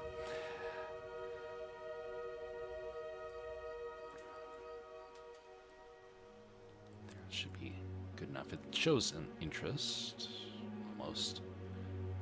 But what is going on with this? Oh yeah, extra face. There we go. Not quite. There's more going on there. What is happening here? There we go.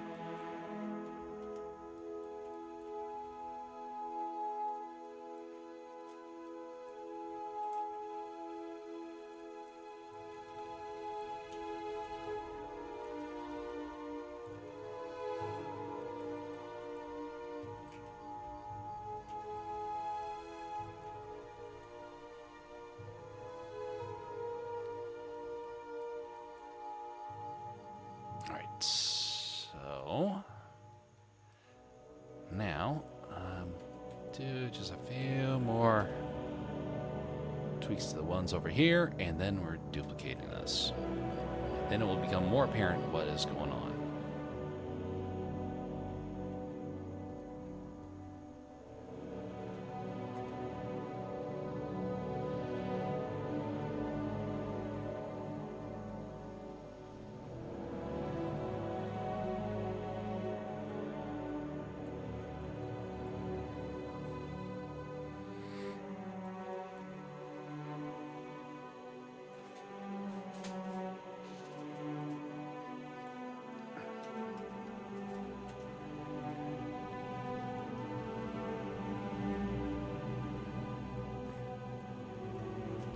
So now each of them should animate. Yep.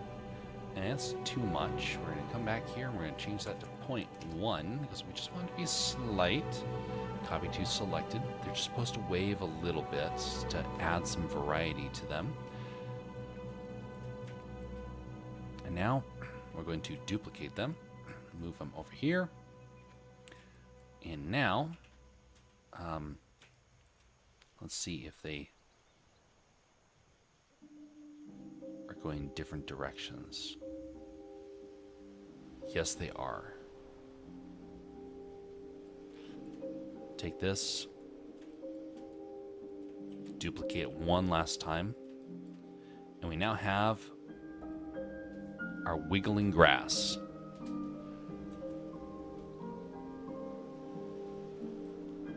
Let's go back and take a look at how this is turning out.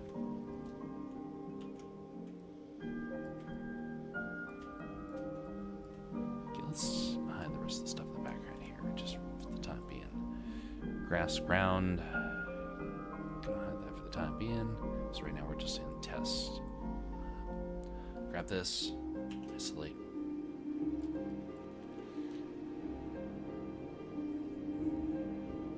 Wait a second.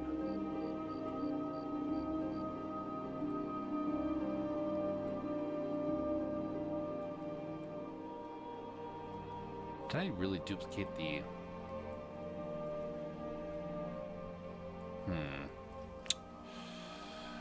Well... Control. Jump to target.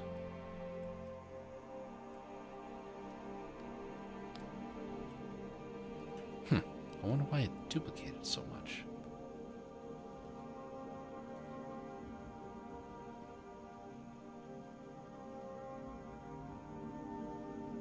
I mean, adds interest.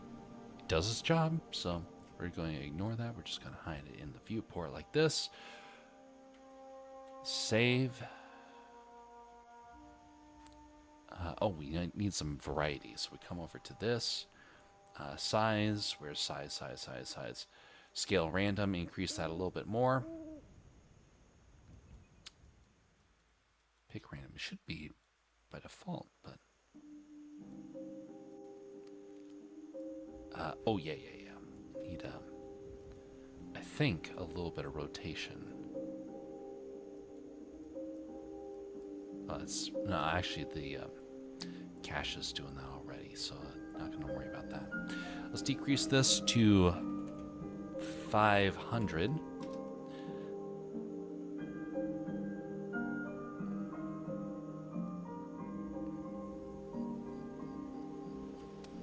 Parting clumping. Needs some clumping. Clump noise. Roughness. No, it's something else entirely.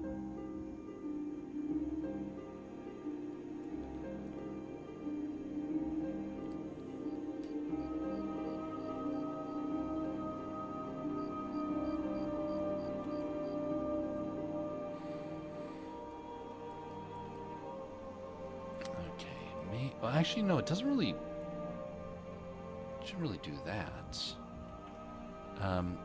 Clumping, it should be clumpy. Should be actually pointing outward. But what does this do? Let's multiply this to 100. Oh, okay, that's looking good. Look at that. Mm-hmm. Lovely, lovely.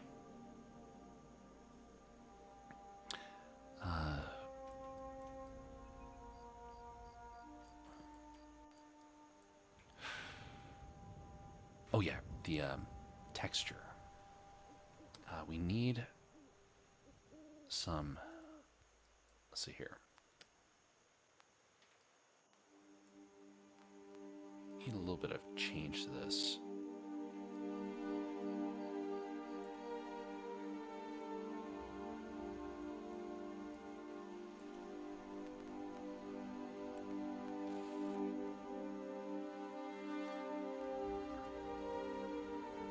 Let's go over to shading.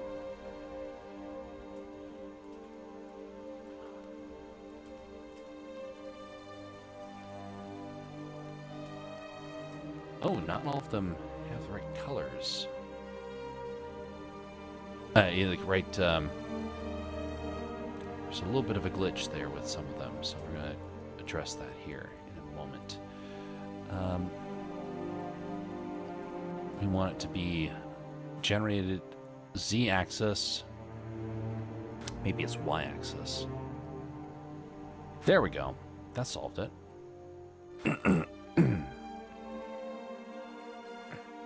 Grass does get wider towards the end, but we're going to tone it back just a little bit. There's no need for it to be too much. And now, subsurface, that's what we need. Or is it? No, it's translucence. Let's see here. What is the right setting for this? Blender translucent principled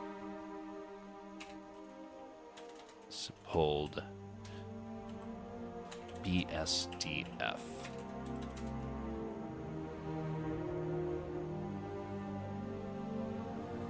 Translucent plants. Perfect.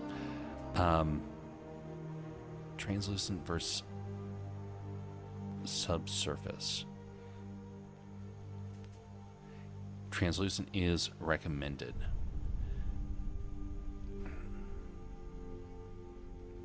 Make shader with a translucent. Okay, so we need a translucent. Okay.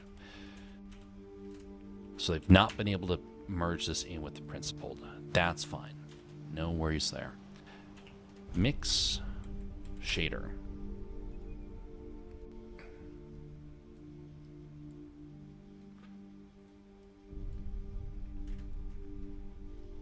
Expect some audio distortion.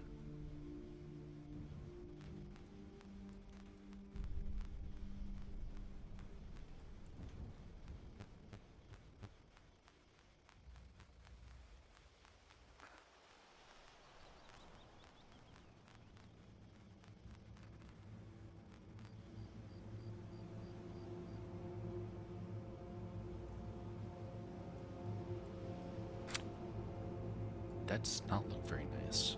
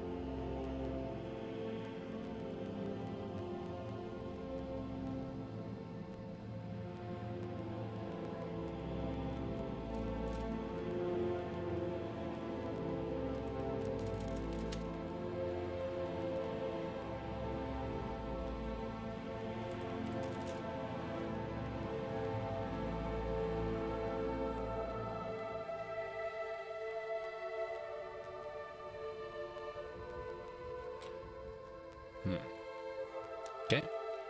Guess that works.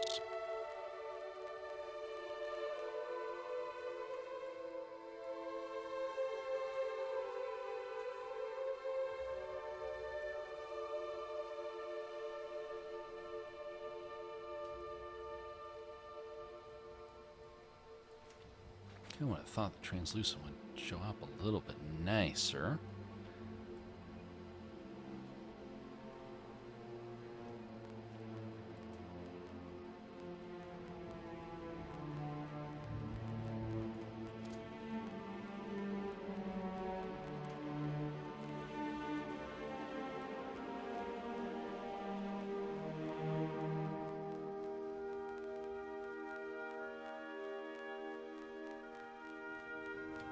I thought for now.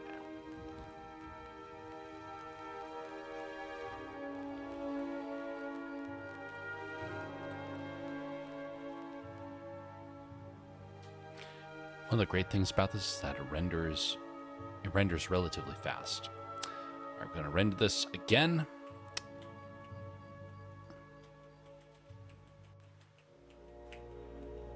Okay.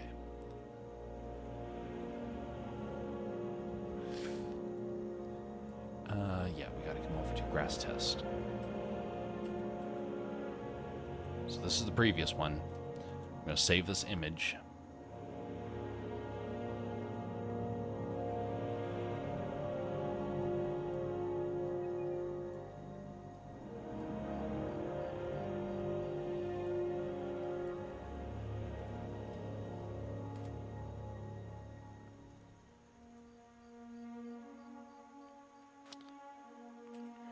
Next one.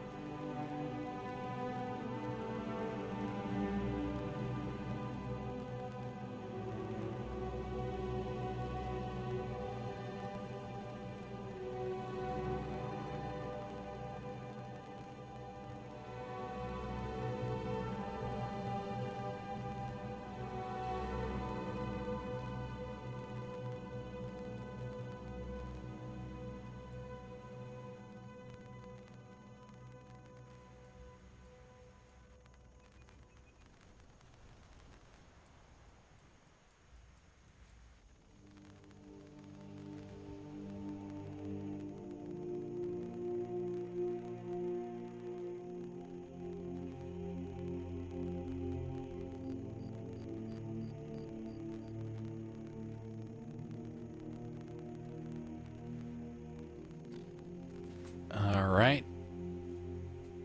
Tail end of that. I don't need to render at 400 samples next time. That took way longer to render than I was expecting. We're not going to have to worry about that. Again, so we're going to save that image. That turned out well.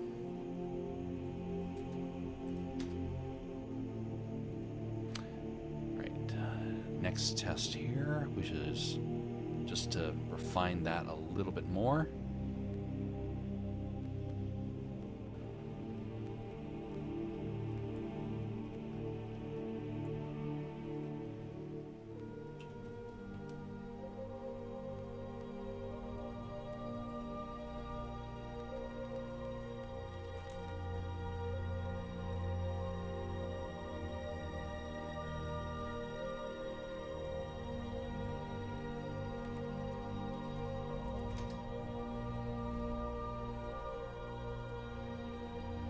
To selected. All right, we're going to do a quick round of tweaks here. What we want to do is have each of these just slightly different than the last.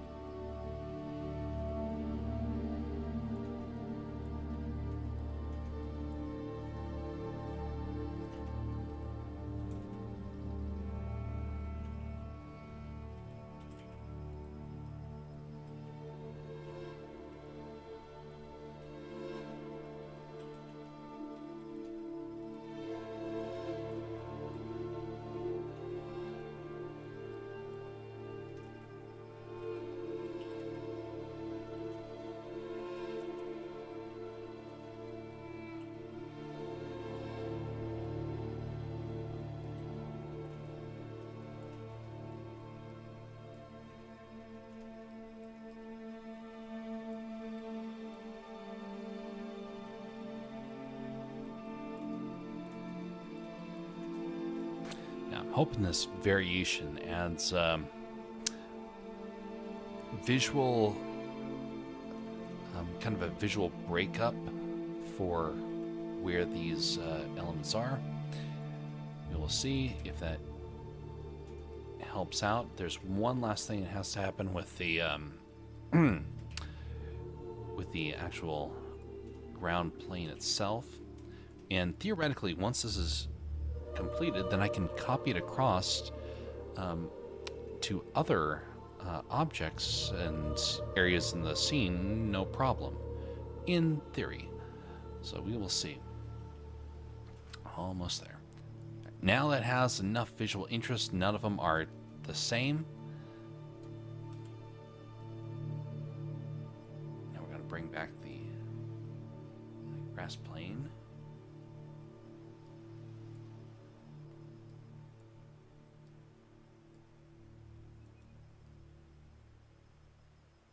Grass test. Here we go. Nope, not that one. Right here. This one. So now, in theory, we should be able to come into the particle system and delete the bake, add the number to 200, and rebake.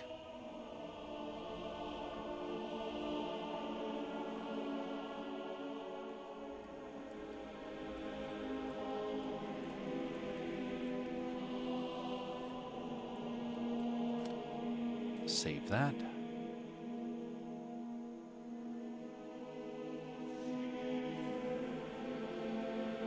Now decrease the render samples down to just 100. Now let's see how this one looks by comparison.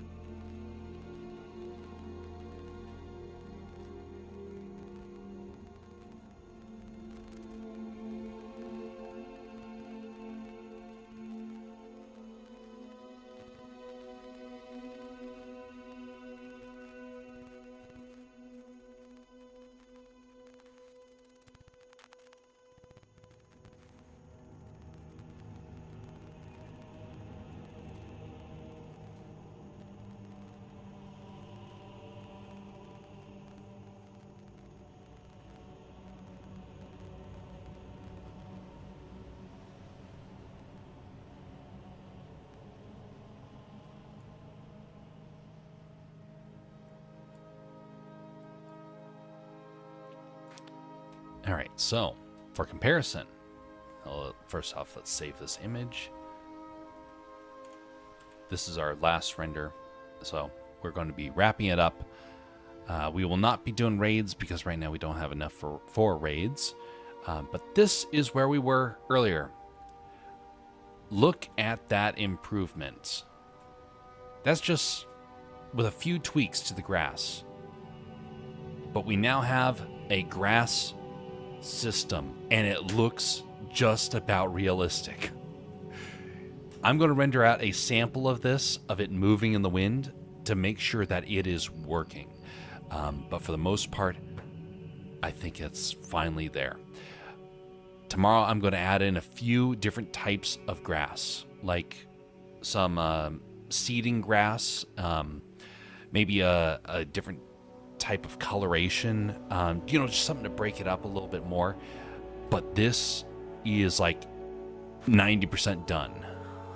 So thanks folks for coming by. Again, we're not going to do any raids because there's not enough for it. But have a very pleasant evening and morning, everybody. Be civil to one another. And we will see you next time. Until then, folks, Have a very pleasant evening.